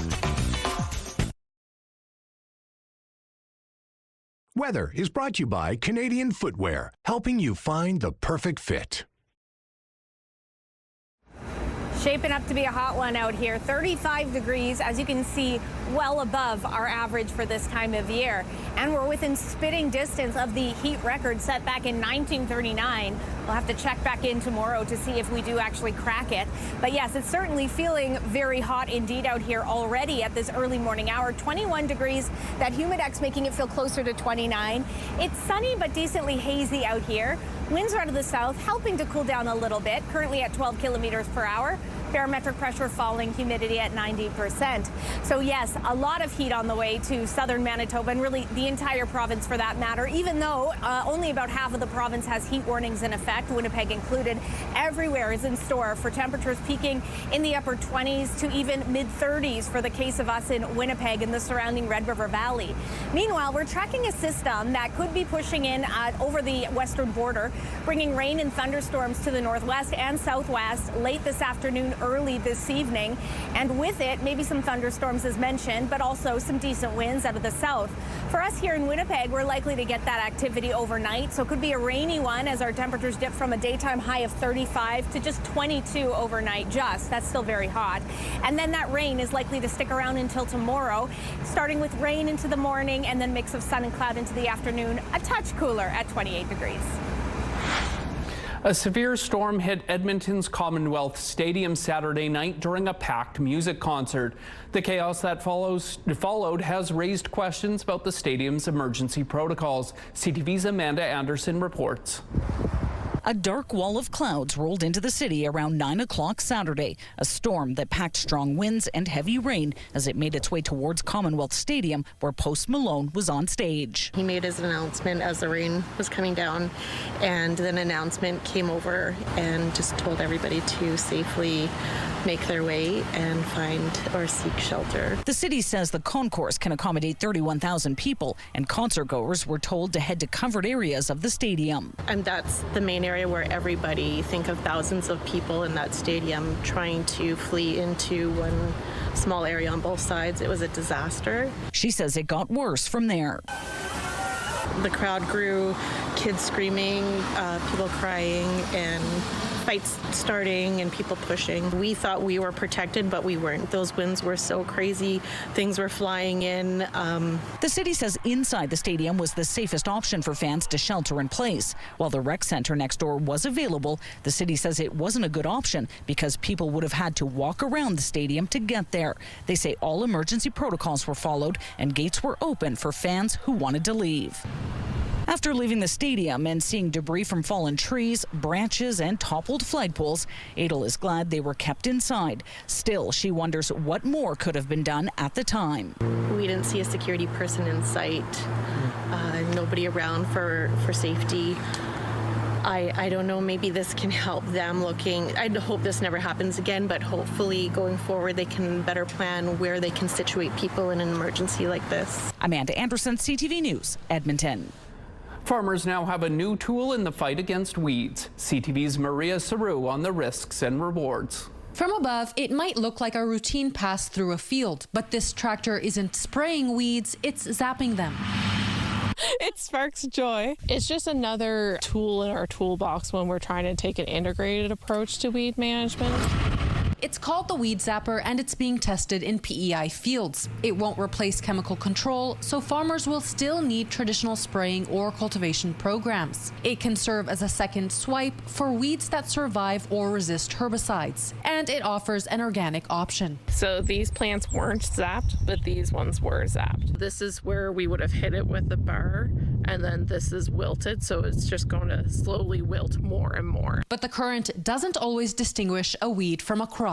The weeds should be about 15 to 20 centimeters taller than the crop plants, sort of at minimum, because the machine is pretty lethal on vegetation in general. Dry conditions bring another risk: fire. That's a concern after drought hit PEI and much of the Maritimes last year. Researchers avoid parched fields, check burn bans, and keep a fire extinguisher on hand. I wouldn't go over top of a field of wheat or barley that's starting to dry down, even if the weeds are moist, because it has a chance to go to the barley and then set fire. Electric weeding tools are more common in the US and South America, but interest has been picking up among Canadian producers. Some units can cost more than $100,000, but but farmers can share the investment and buy fewer herbicides as prices rise. It might take 10 years, but you will eventually, when you're just driving through a rural area, you will look twice and say, what the heck is that big gray thing on the back of that tractor? The Weed Zapper will be tested on PEI potato fields in the coming weeks, with more research on other kinds of vegetables in the next 2 years. Maria Sru, CTV News, Harrington, Prince Edward Island. A pesky trespasser invaded the Detroit Tigers field Monday night, and the play-by-play announcer called the action. The chase for the squirrel is on, and the squirrel is in the corner, and the squirrel is still eluding an entire horde of grounds crew members. And the squirrel's free once again. Hemmed in? No, I won't be hemmed in. And hops through the towel. And hops through another towel. The force field is activated. Towels can't stop him, or maybe they can. The Tigers say once the squirrel was wrangled, it was released unharmed outside the stadium. Hey there, Lindsay Hamilton inside the SportsCenter newsroom with your must-see moment from Tuesday. We are taking a trip to Cincinnati for this one. It is the Guardians and Reds. Cincy up 2-0 in the ninth. Petey Halpin representing the tying run. Belts one to right center, but Dane Myers, real nice catch to the wall. And that will end the ball game. The Red center fielder going hard to make that clutch grab. Helped Cincinnati earn their 5th win in 7 games and also earns your must-see moment. Meanwhile, tonight, we've got MLB on TSN as the Yankees taking on the White Sox. It all gets going 7:30 p.m. Eastern on TSN 1, 4, and 5. That's all for now from SportsCenter Newsroom. Have a fantastic day.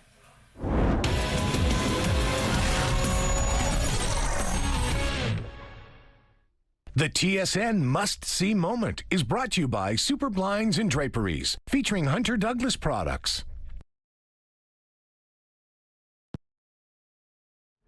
It's Wednesday, July 29th. Today, modifying the response. The city of Winnipeg is considering a new systemic approach to mental health crisis calls. If enacted, how many calls could the new system handle yearly? Also today, supervised consumption. The province announces hours of operation and an opening date for the first site. What services can those who use it expect to receive there? And riding the Iguana Express. Shipping workers are surprised by this leaping lizard awakened from what was supposed to be a cross-country snooze. Your Morning Winnipeg starts right now.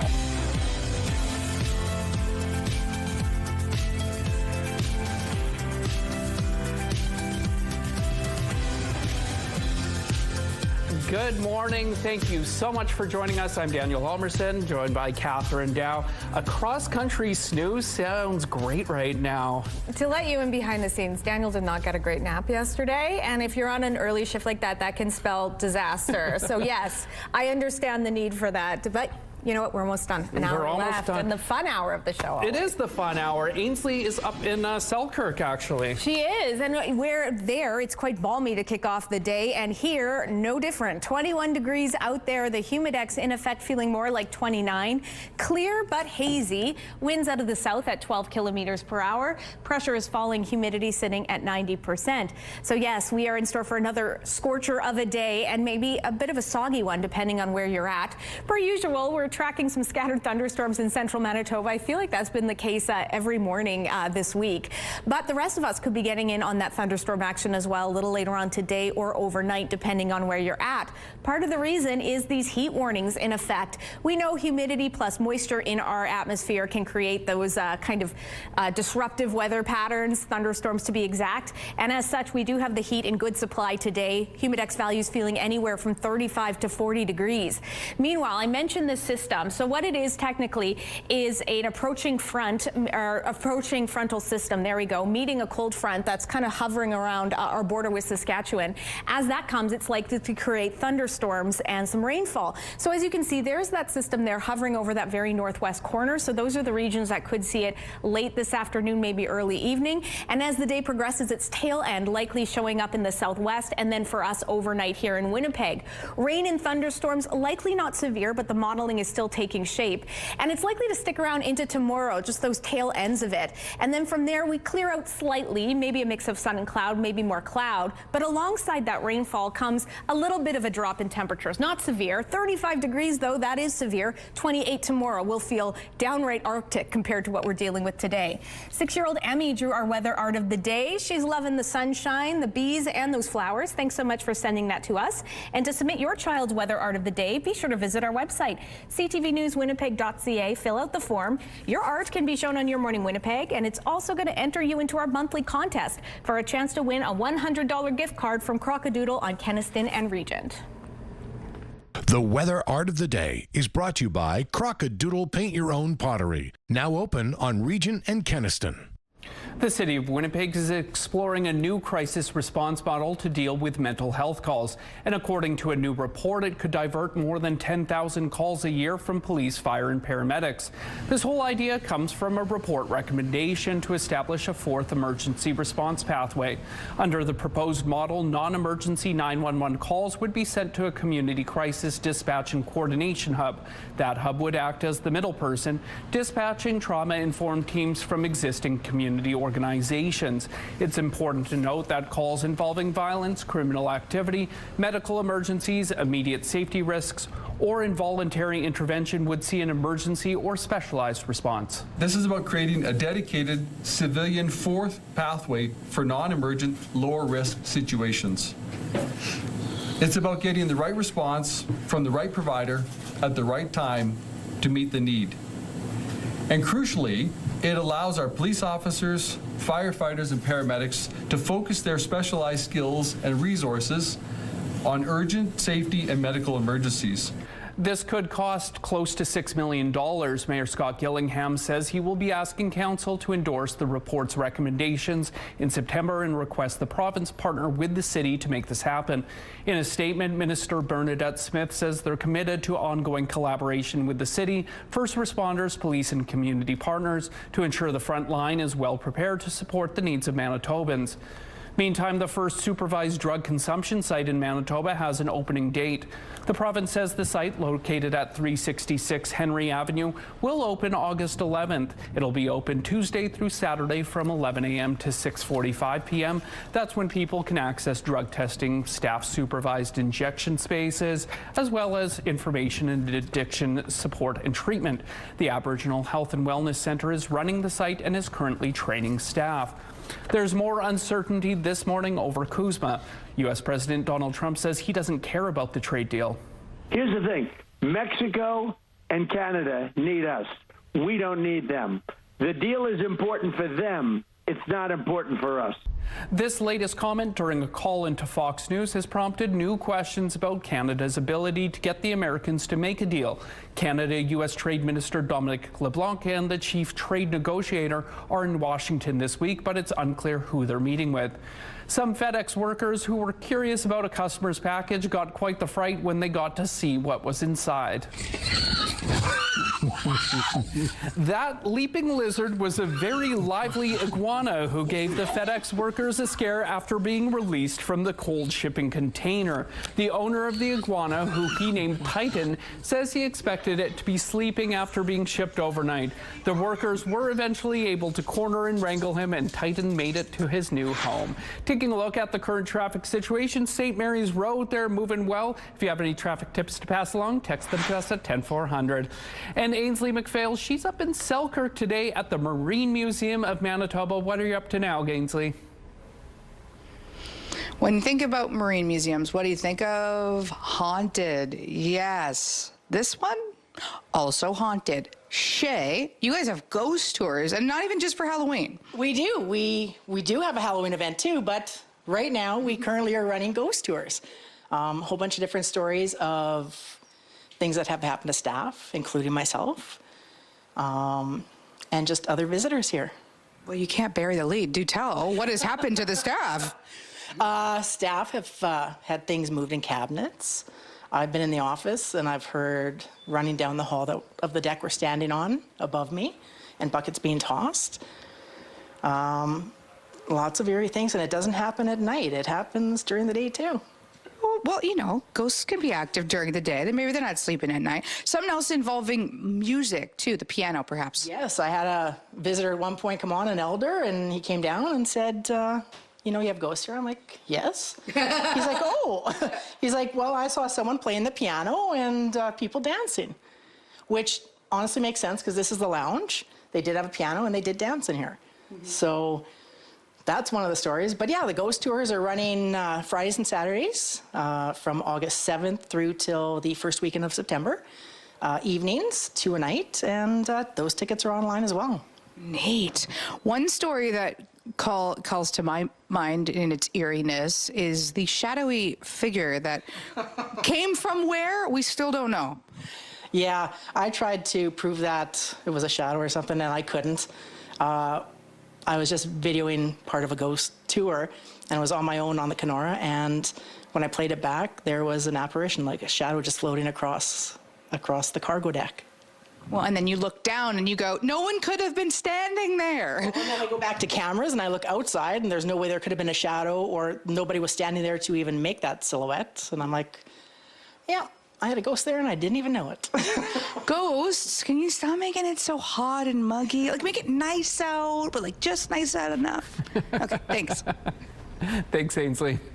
Out of control wildfires have forced more than 200,000 people out of their homes in France. The huge flames are creeping closer to the city of Bordeaux.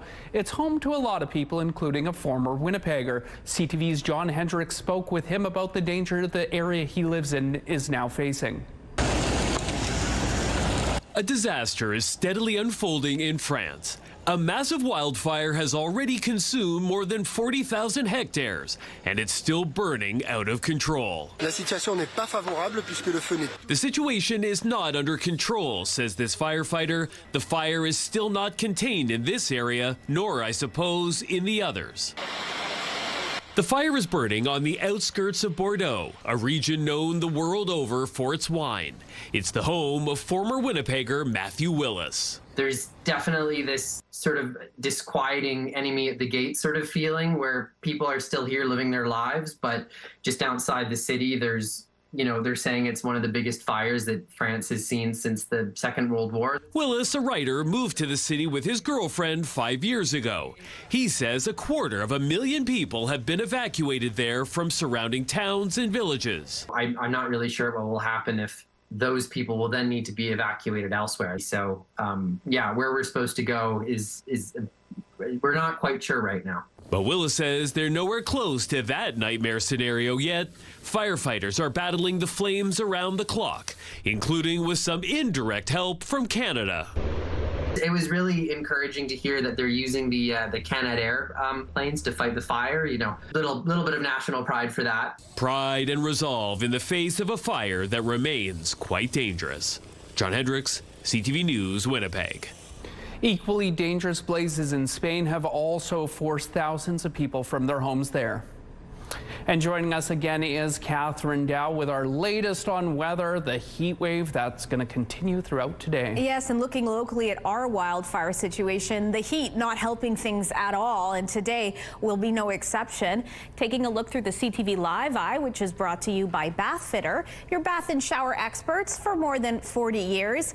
Hazy and hot to kick off our day, and that's kind of been the theme, the running theme throughout southern Manitoba through the week. As I move out of the way, you see temperatures already off to a stronger start than yesterday. 23 degrees in Winnipeg, as mentioned, 20 over in the Wheat City and Brandon, 19 in Dauphin and Swan River. Up in the north, temperatures on par with what we're seeing here, and in some areas pretty warm. 21 degrees in the Paw and Island Lake, 20 in Thompson, 15 degrees in Churchill this hour. But of course, when you factor in that humidex, it's already kissing the 30-degree mark in most areas. For us in Winnipeg, it's gone past that. And yes, it's expected to get even hotter. As such, heat warnings are in effect because humidex values could feel more like 40 degrees at times today.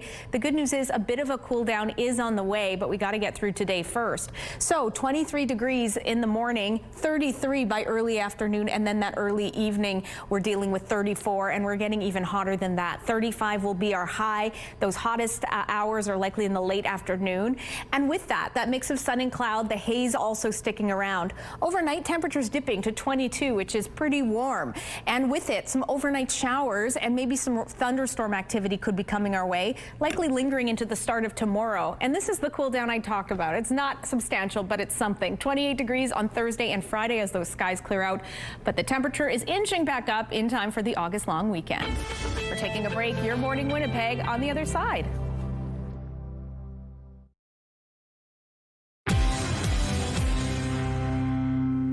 SK Hynix reporting disappointing, albeit record, second quarter earnings results on Wednesday, extending a wild ride for memory chip makers as investors try to figure out when a severe supply shortage will end. SK Hynix's American depository receipts were flat ahead of Wednesday's opening bell, having dropped 9% the previous session. The company's South Korean shares closed down 9.6%. At one point, they were down by 20%. And rival Samsung dropped 5.2%, and the flagship Kospi Composite fell 6%. Hudbay Minerals reported adjusted earnings per share and adjusted EBITDA for the second quarter that beat the average analyst estimate, but gold, copper, and zinc production missed estimates. Its forecast for gold and copper, though, is unchanged. And Toby Lutke, the CEO of one of Canada's largest tech companies, is facing criticism after he appeared to endorse the idea of giving the wealthy more voting power than others. Eric Thor, a former TD Bank executive, proposed on X a system in which people who pay no income tax would receive no votes, while those paying $500,000 US or more in income tax annually would receive up to 5 votes. Lutke responded, "Good system." Those are your morning business headlines. For BNN Bloomberg, I'm Roger Peterson. There's a potential breakthrough in the battle against Ebola in the Democratic Republic of the Congo, and there's a Manitoba connection to it. Jason Kindrachuk, Canada Research Chair in Emerging Viruses at the University of Manitoba, co-led a study on a faster, more effective way to identify the deadly virus at the heart of the outbreak, and he joins us now to explain. Thanks for making time, Jason. Thanks for having me. The Ebola outbreak in Congo appears to be getting worse. Last check, 1,437 deaths so far. What's the latest you're hearing on this? Listen, the situation on the ground is not good. I think that hasn't changed really from the first days that we had heard about the number of cases of folks that had unfortunately been infected. So right now, we're right in the 3,300 confirmed cases range. That puts this very, very close now to the second largest outbreak of all time, which was in 2018, unfortunately also in the DRC. It's also the fastest growing outbreak of all time, certainly even faster than the West African epidemic in 2014. So we have to take all those considerations right now, look at all the unfortunate compounding variables through the DRC, including resource limitations, access to healthcare, conflict, and obviously, this being in a very rural area of the country, and kind of appreciate this is going to get worse likely before we see it get better. Now, you've been to the region, Professor Kindrachuk. Tell us about your experience there. Yeah, listen, I kind of look at the DRC as almost a second home in many ways. I love it. Spent a lot of time in Kinshasa and surrounding areas, mostly working on Mpox outbreak response and also with Ebola in 2025 there. And of course, it's very reminiscent of my days back in West Africa in 2014 and beyond. It's a complicated country, not because certainly the people or even many of the resources that are potentially available there. It's the fact that this is a very, very large area, and many of the areas of the country are really difficult to get to because there aren't major roadways that can get out to those rural areas. So we have to think about a country the size of a third of Canada trying to move into forested regions and heavily tropical forested areas without the advent of roads is very, very difficult, and it complicates these types of outbreak response processes. And that's why this new field testing system that you helped develop that detects the virus a lot quicker is so crucial. How does it work, and how does it improve on that current testing? Yeah, and listen, I'll be very upfront in saying that, this was a commercially available assay that we were very fortunate to be able to get validated in Kinshasa at the National Institute of Biomedical Research there, INRB, along with our Congolese colleagues. One of the issues we have to appreciate at the very start of this outbreak, the tests that had been deployed to the area where we were seeing Bundibugyo virus, they were not actually specific for that particular species of Ebola virus, so that particular form of the virus itself. So initially, we saw hundreds of cases that were deemed negative, but in fact were positive for a different type of Ebola virus. For us, once we were able to sequence those samples at INRB in Kinshasa, be able to identify, nope, this is actually Bundibugyo virus. We need to get a test that's validated, deployed out to these areas very, very quickly. So for us, in really, I would say, landmark time from the Congolese colleagues who worked on this, we were able to get an assay validated and then deployed out to different Ebola treatment centers and rural health clinics in the area, so that there was at least testing capacity in the region. We're still, behind the 8 ball in terms of getting people tested, certainly in the amounts that they need to, but at the very least, we have a tool that can be used directly in those clinics. Good to hear that the fight is moving forward, at least. Thank you so much for your time today, Jason. We'll talk soon. Thank you. Wow, it's a hot start to the day. I know I've been saying that every morning, but today it's actually even steamier than what we've been seeing, to the tune of 23 degrees and that humidex, making it feel more like 30, making the need to turn my papers into a fan a necessity. It is decently clear, but we do still have that haze kind of lingering, hovering over downtown Winnipeg, if you will.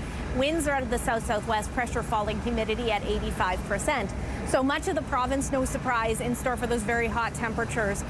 The coolest area of the province, the northeast, highs in the upper 20s, but everywhere else is likely to crack the 30-degree mark or just hover below it or get above it. For us here in Winnipeg, 35 degrees is what we're expecting. Winds out of the southwest at 20 kilometers per hour, starting off with clear-ish skies and then clouds rolling in into the afternoon.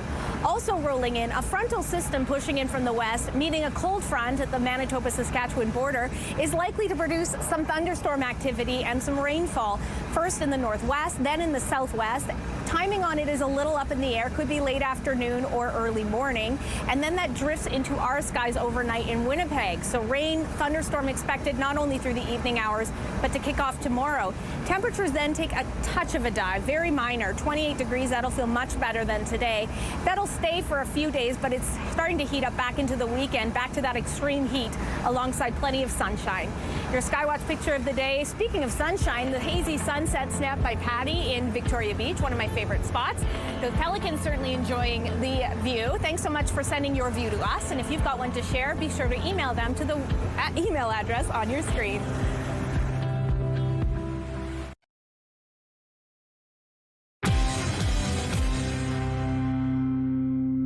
Well, summer is here, of course, and many people are heading out on vacation. But with prices of products and services on the rise, is there a smarter way to travel? Well, with some tips on how to make your money go further is travel journalist Natalie Preddy. Good morning, Natalie. Great to see you.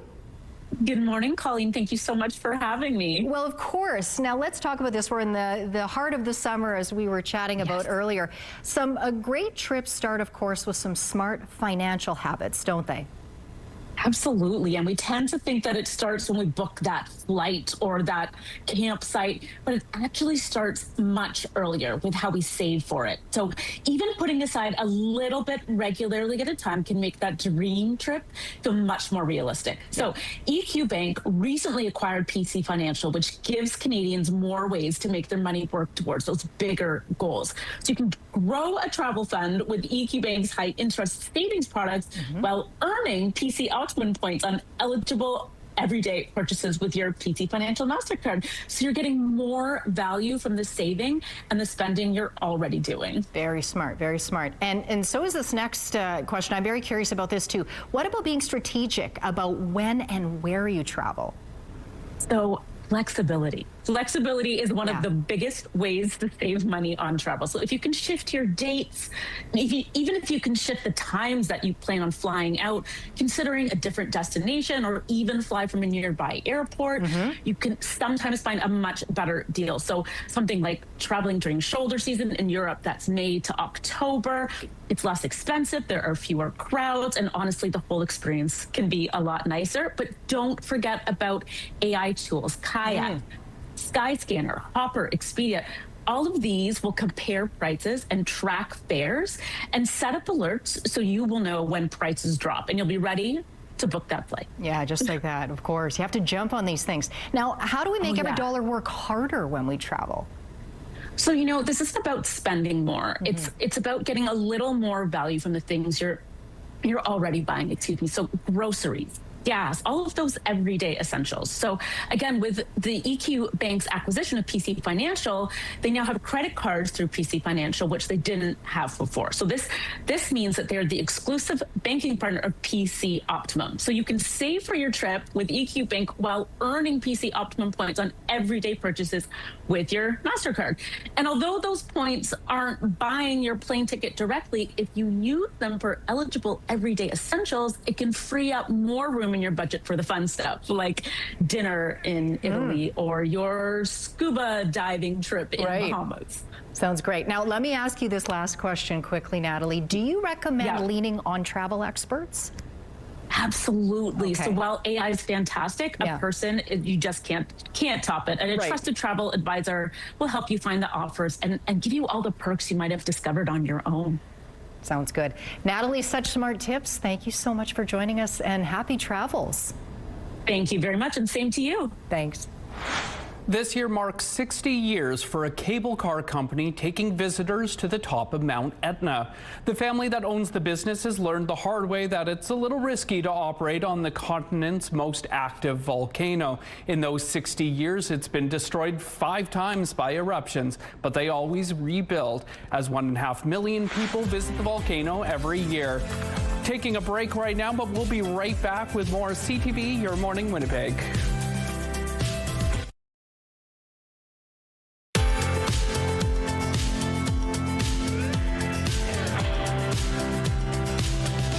Nature still continues to turn up the heat out here in Manitoba. 23 degrees currently. That humidex already at 30, so needless to say, a hotter start than even yesterday, which was no slouch. It's pretty clear with the exception of that haze having that kind of din over our skies. Winds out of the south-southwest at 13 kilometers per hour. Pressure falling, humidity sitting at 85%. Heat warnings continuing as those temperatures again expected to even get hotter than we saw yesterday. You can see they're still in effect all throughout the Red River Valley, Parkland, Interlake, stretching all the way up to the Paw, Flin Flon, Swan River, because yes, it's going to be a very hot day with humidex values in excess of 35 to 40. Even though they are not in effect in the northeast, these are still very hot temperatures for this area for this time of year. 29 degrees in Island Lake in Thompson, Gillam, a mix of sun and cloud at 26, Churchill a few degrees cooler with similar sky conditions. To the northwest, you will have a mix of sun and cloud as well. Very hot highs in the low 30s for most of the area. Lynn Lake even cooler at 26. You do have a chance of rain and thunderstorms into the late afternoon as a frontal system coming in from the west meets a cold front at the border with Saskatchewan, likely to produce rain and thunderstorms as mentioned. Timing's a bit up in the air, could be earlier or later this afternoon, early evening. It'll also likely impact the southwest into the late afternoon. Highs, they're very hot in the low 30s. Similar for us, though, we're likely to stay dry today. Highs very hot at 35 degrees through most of this stretch with those southwesterly winds at 20 kilometers per hour. 40% chance of rain and thunderstorms over in northwestern Ontario. Temperatures very hot in the low 30s. I mentioned we could be getting a little bit soggy as well. Temperatures dip down to 22 alongside a good chance of rain and thunderstorms likely to last into tomorrow with cloudy skies afterwards and a high of 28. The province is promising safety improvements to a trail in the Whiteshell after the tragic drownings of 2 boys earlier this month. The government plans to install fencing around certain areas covered in slippery rocks at Sturgeon Falls Trail. It also intends to build fenced viewing areas for people to safely appreciate the scenery, along with updated signage warning about the rocks in undertow. For those folks that are familiar with the site, there's Basically, the trail kind of leads to a main area, and then there's 2 additional areas on the side. That fence is going to run the entire length of the falls. Anywhere that it was deemed from the parks team that this is the more at-risk areas. The fence is going to wrap along the wooded area that will help kind of corral people to the different sections.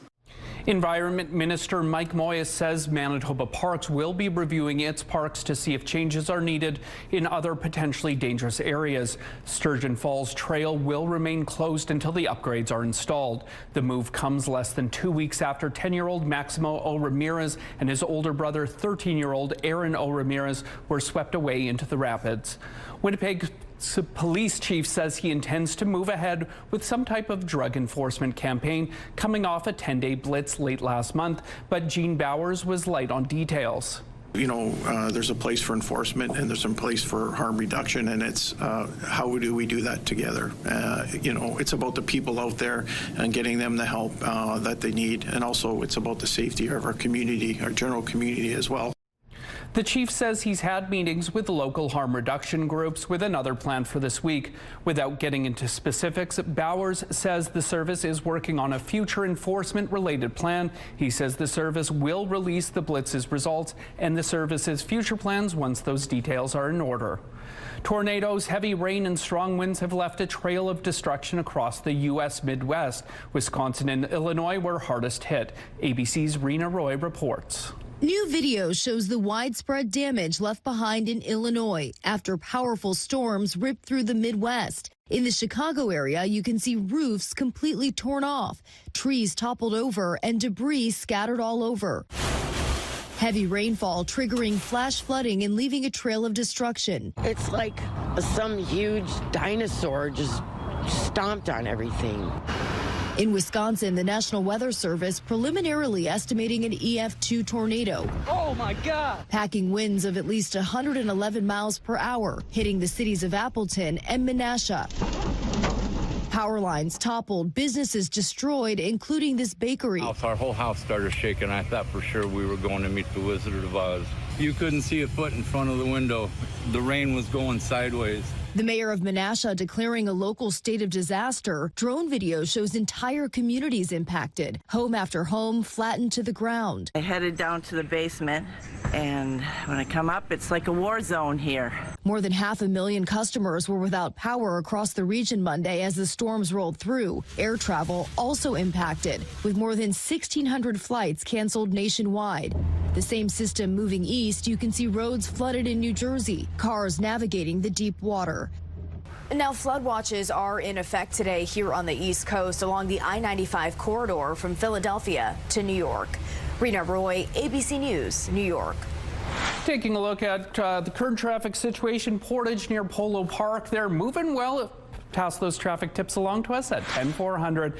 And a look at your gas prices here in Winnipeg. The average is $1.70, 1 cent lower than it was yesterday, and the lowest price in the city is $1.55. All this information is on GasBuddy.com.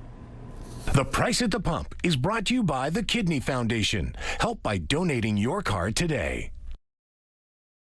And let's check your answers to our question of the day. Today is National Chicken Wing Day, so we asked, what's your favorite chicken wing flavor? Unc D says, buffalo flavor is best for wings. I can eat like 5 pounds. Honey garlic for Susan. Marlene likes salt and pepper wings or barbecue ones. Shannon's favorite chicken wings are plain old salt and pepper dipped in ranch dressing. A viewer shared, my favorites are lemon pepper and sweet chili Thai.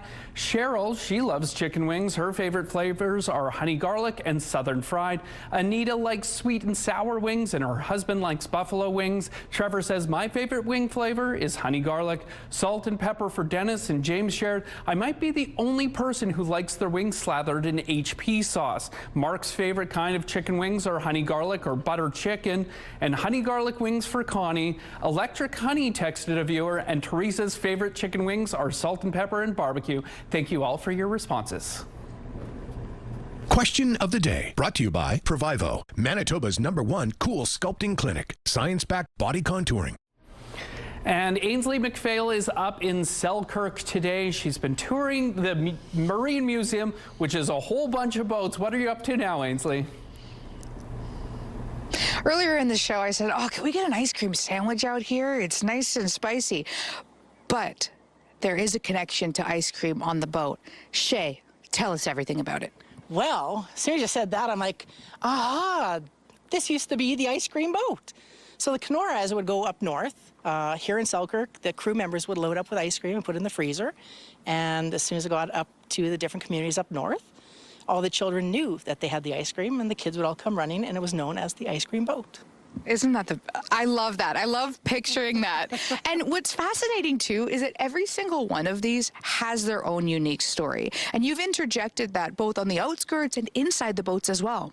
Absolutely. I mean, they all had different duties. They all had, different purposes. And yeah, it's a whole representation of what happened on Lake Winnipeg. It's here in Selkirk for you to come explore. We're just a little bit out of the city of Winnipeg. We're open until May 7th. We're open until September 7th, and there's still lots of time to come and explore.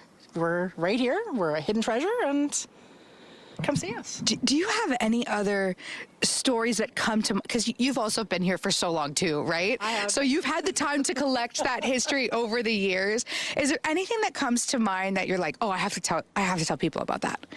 There's so many stories. I mean, the ice cream boat is one, talking about the elders and some of their stories of what they've seen here. At one of our Kenora dinners, I had one of the guests say, my mom gave birth to me on this boat. And as far as I know, there's been 2 kids that were born on the Kenora. And even this year, I learned another story. Black Bear Island Lighthouse, one of the lighthouses we have here, the lightkeeper, his wife ended up giving birth to their son up there. It was a hot day, a storm coming in. He had delirium, and she gave birth on her own. And the midwife couldn't even get there for 3 days because of the storm. Oh my goodness. Are they like in their 80s now? They're older. I won't ask. If you're watching right now and you were born on this boat, that's between us 3. And that's one of the stories I just actually learned last week. So I'm still 32 years in, and I'm still learning different things. That is so cool. Oh, what a fascinating place to be here in Selkirk. They also have events, one of which is happening August 8th on the ship, and you can even watch fireworks. Thank you so much, Ainsley.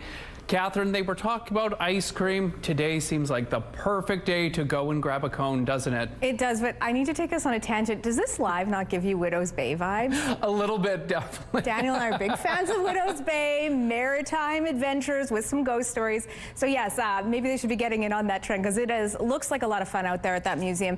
And yes, a good day for an ice cream, to answer your question, Daniel. To cool you down, anything would help at this point. 23 degrees, that humidex as such, feeling like 30. It is decently clear, the exception being that haze you can see making our skies look kind of gray, kind of strange. Winds out of the south-southwest at 13 kilometers per hour. Pressure is falling, humidity sitting at 85%. So yes, we are tracking some instability, not only today, but into this evening as well. This scattered system is pushing through central Manitoba pretty quickly this morning, but something different altogether is likely to come to our neck of the woods later today. Details on that in a moment.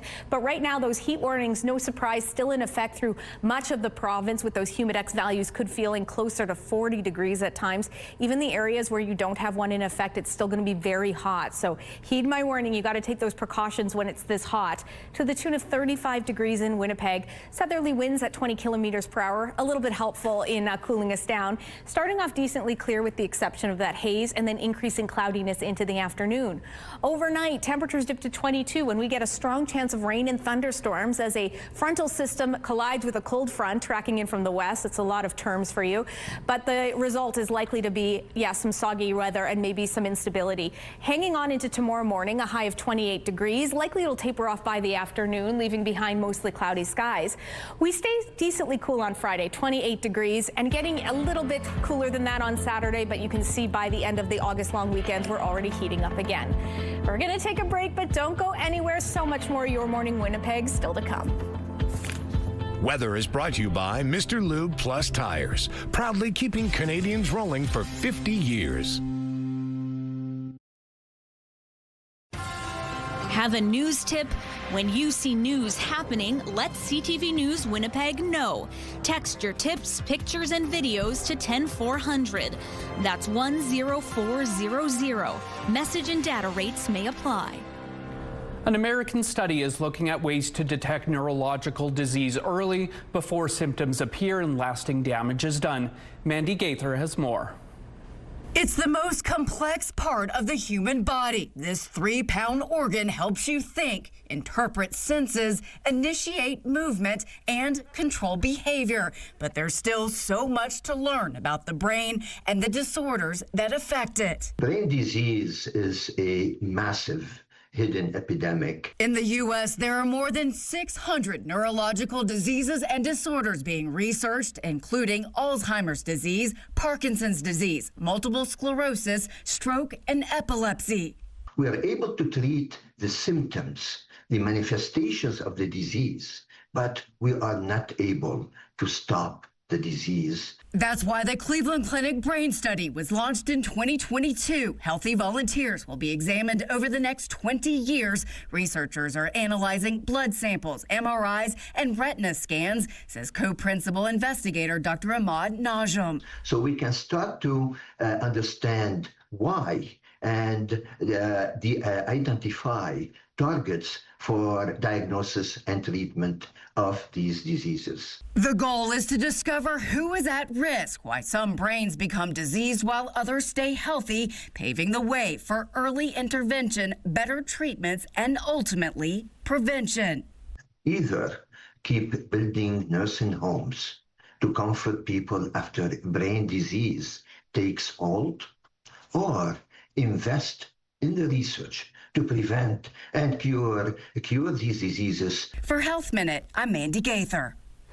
The Gimli International Film Festival wrapped up Sunday for another year, but there's still a buzz in the air. That's because a Winnipeg-based filmmaker walked away with $15,000 as this year's RBC Emerging Filmmaker Pitch Competition winner after pitching his short feature film, Sun Shower. Joining us now is award-winning filmmaker John Luke. Good morning, John. Good morning. Congratulations. What an incredible achievement. Well, thank you. What was going through your head when the jury called your name? You know, I was just kind of thankful to be there in the moment, and, you know, I was thinking about my family and friends that were in the audience with me, and there was a lot of cameras and stuff going on, so I was kind of blank, you know, once they announced the name, but yeah, just truly grateful.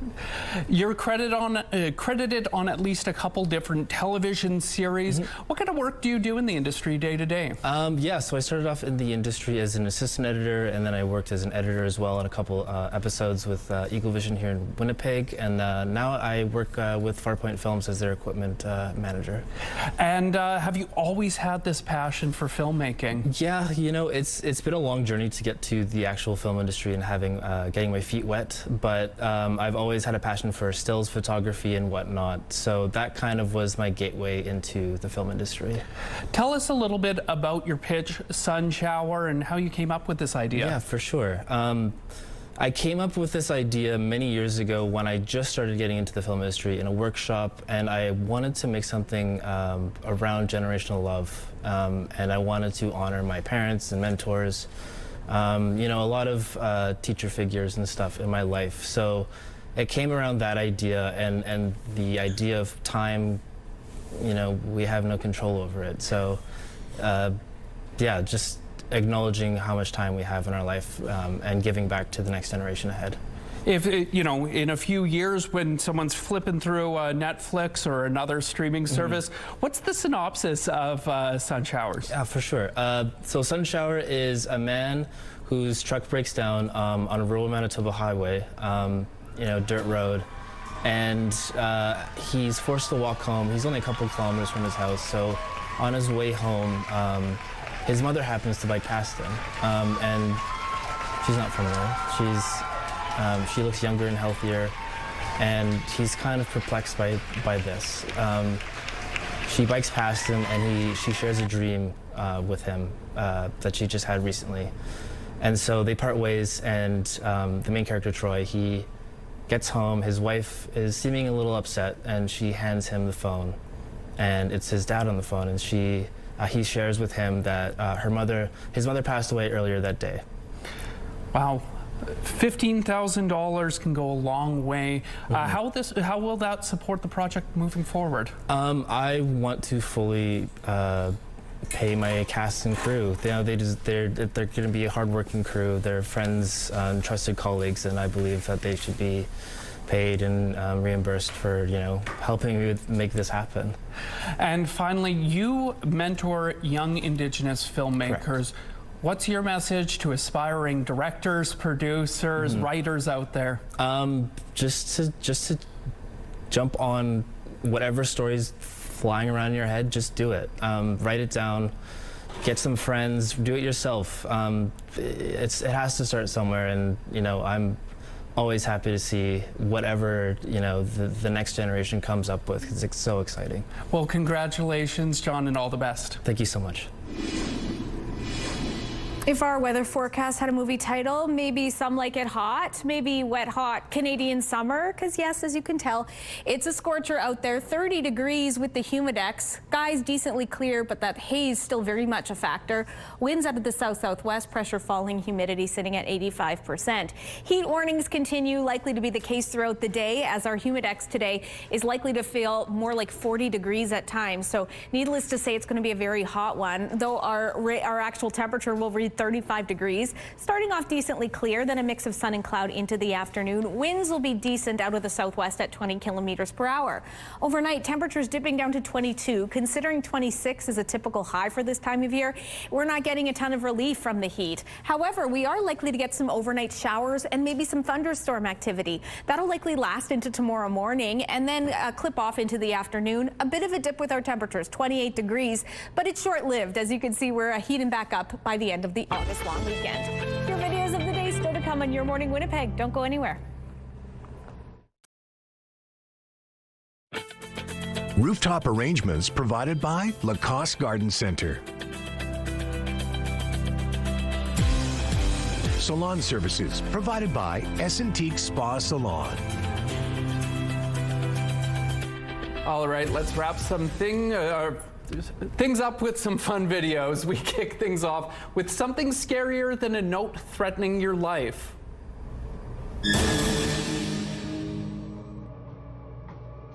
That's right, an ungrammatical note threatening your life is way worse, especially for this librarian from Cape Breton. After her initial horror, she corrects the message by adding punctuation and apostrophes where needed, just to be scared again, but properly. There you go. Flashbacks to Creecom writing classes. Moving around those commas, yeah. Now to a perfect dance routine set to the Princess of Pop. Check out Hubert's new Meowsic video to the hit song I'm a Slave for You. He's got everything: scratches, sporadic turns, tail wags, and model-like poses. I recently spent about an hour learning the actual dance to that song, so I can join the cat at any point. We may fit that in tomorrow. And finally, we finish off with a family raised on fun and not technology.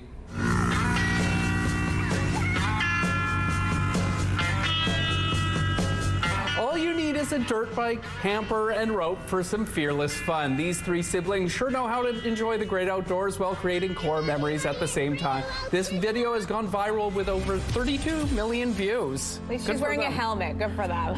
Take care. We'll see you tomorrow, folks.